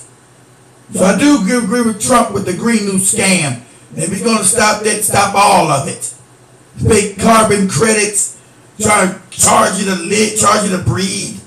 Carbon, we're talking about. This is a money grab again for the insane rich, for the oligarchy. They're fucking insane. They're clinically insane. At the window. He caused inflation. As sure as you're sitting there, the fact is that his big kill on the black people is the millions of people that he's allowed to come in through the border. They're taking black jobs now. And it could be 18, it could be 19, crazy Biden look. million people. They're taking black jobs and they're taking Hispanic jobs. And you haven't seen it yet, but you're going to see something that's going to be... And the fake bourgeoisie got mad. Those are black jobs because we are on the lower ring of the economic spectrum, sadly enough. And they are taking those black jobs that we use to support our families. The construction jobs, truck driving jobs, all these jobs that we've depended on to support our families. But the Democrats simply, oh, this is racist. That's just a fact. We've been put to the lower part of the economy by both parties. So immigration hurts us the worst. That's a fact.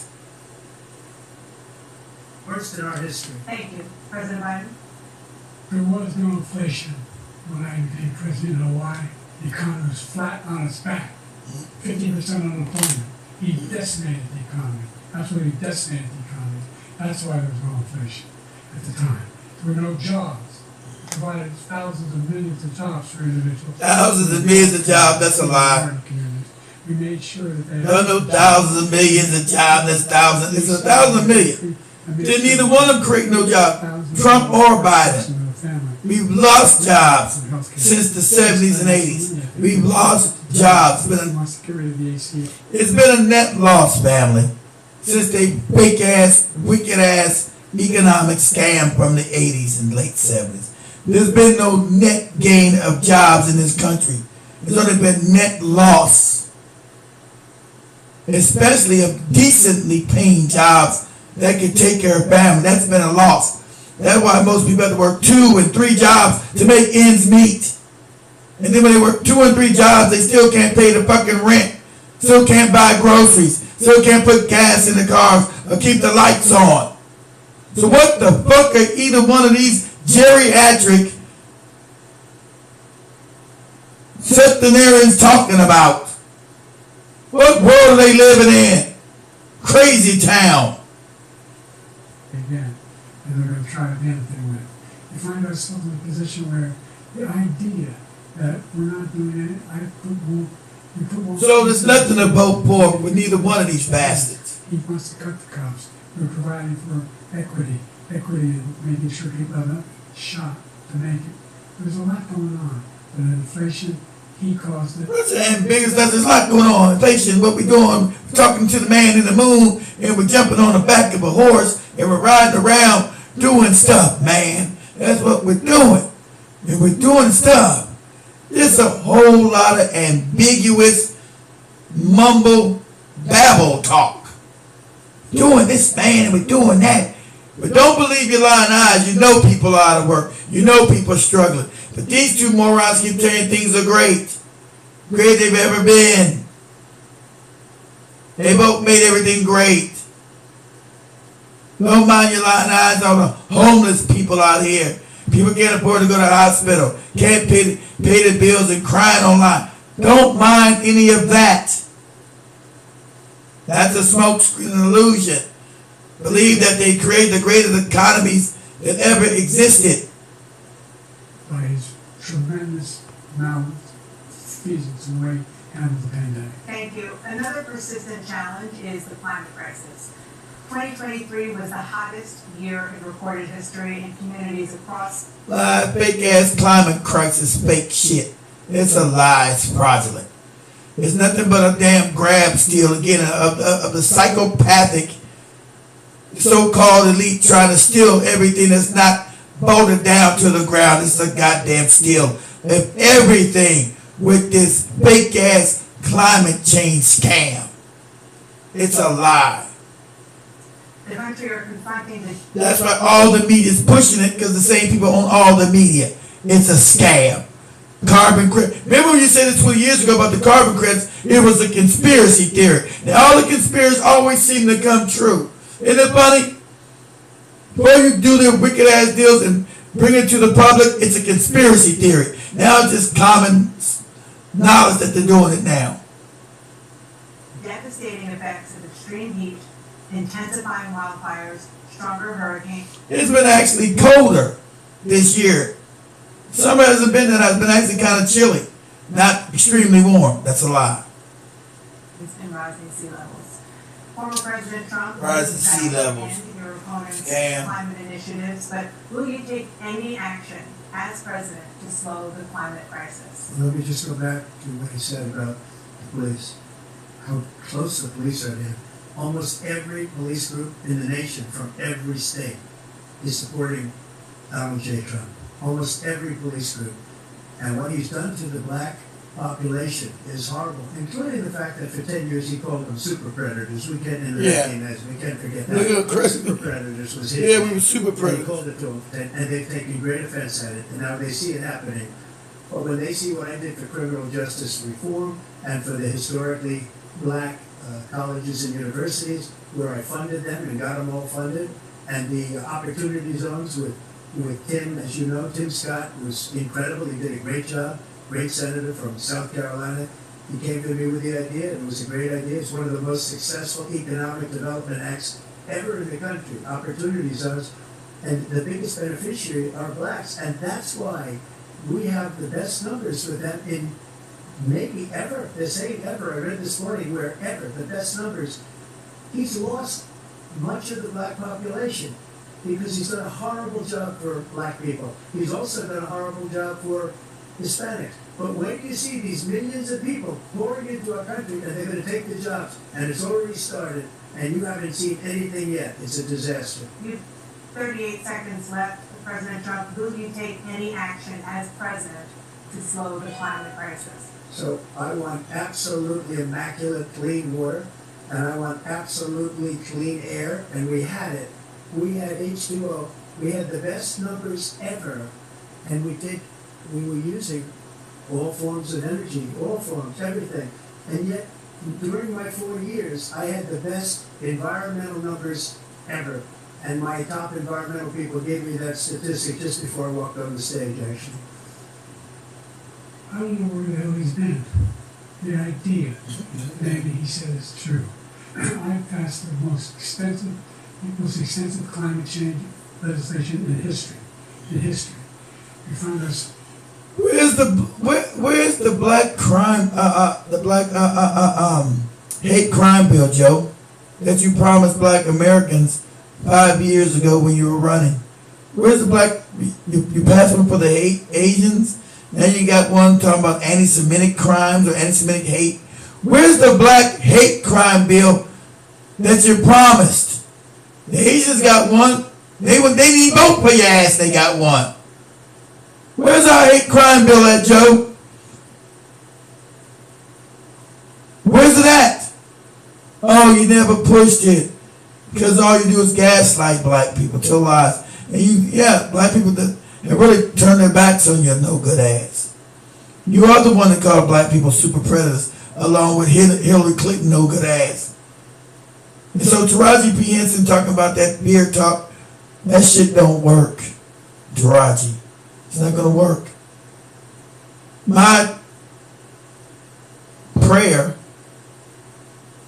my opinion, is that black people need to stay home. Because we're getting nothing from either one of these old bastards. We're getting nothing from them. So why vote? It's not any one of our benefits. They're offering us nothing. They're giving us nothing. So we give them what they're offering and giving us. Nothing. Absolutely nothing. I'm getting ready to wrap this up, guys. It's 3 hours been on here. By the way, my colleges, I came up with $50 billion for HBCUs, historic black universities and colleges, because they don't have the kind of contributors that they have to build these laboratories and all that. These students can do what any white student can do. He doesn't have the money, but now they'll be able to get those jobs in high tech. We're in a situation where the idea that he is claiming to have done something that had cleanest water, he had done a damn thing to the environment. He out of the Paris Peace Accord, the Climate Accord, I immediately joined it because if we reach 1.5 degrees Celsius at any one point, there's no way back. The only existential threat to humanity is climate change, and he didn't do a damn thing about it. He wants to undo all that I've done. The Paris Accord was going to cost us $1 trillion, and China nothing, and Russia nothing, and India nothing. It was a ripoff of the United States. And I ended it because I didn't want to waste that money because they treat us hard. I'm glad he did into that climate accord, that fake shit. And he's right about that. So I will give Donald Trump kudos on that. Because that's what the damn globe, you call them the globalists, want to do. So, yeah, I'm going to wrap this up. We've been over 3 hours. Come back on tomorrow, a couple times tomorrow. Like I said, I'm back for good. Much love, family. I'm going to wrap this joint up. Woo! Here we go. Start this thing from the beginning. We out, family. We out. I see no reason to vote on any one of these bastards, right?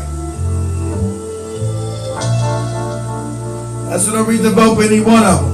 I see everybody tomorrow. Same black time, same black channel. Black, hot, fire. We out. Can't keep TikTok bans. Get 1,000 people on TikTok, they coming for my ass. Black, hot, fire. Just talking about this, which is little to nothing. Woo! All right now. Everybody have a good night, fam. We're gonna lock this thing down. See everybody tomorrow. Same black time. Same black channel. Black, hot, fire. Everybody smash that like button on your way out. Can't say hit the screen because I refuse to turn TikTok back on. One account is banned for a whole week.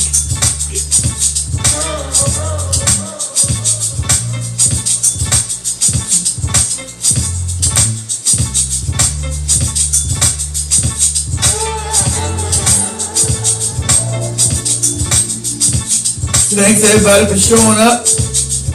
We out, everybody have a good night. Late as hell. Having it 1 o'clock in the morning. Woo! I thought I'm almost 12 in the morning. 12 in the morning, my fault. Flat, hot, fire.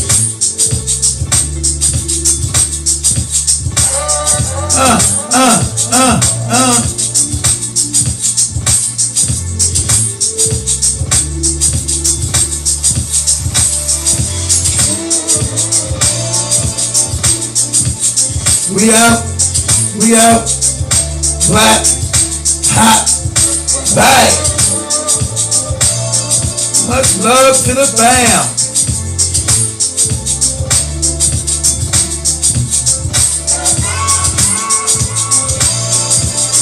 Woo! Black, hot, fire.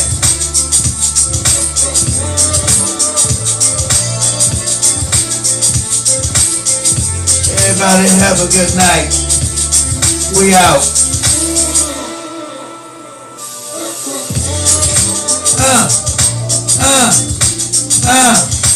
Woo! Black, hot, fire.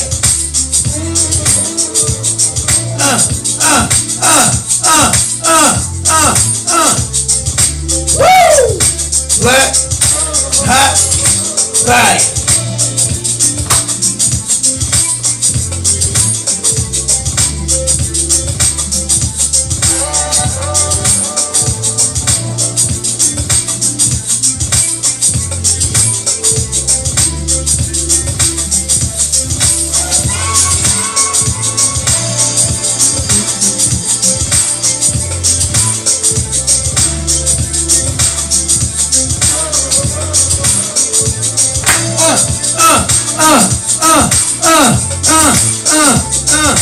Black, hot, fire. Oh,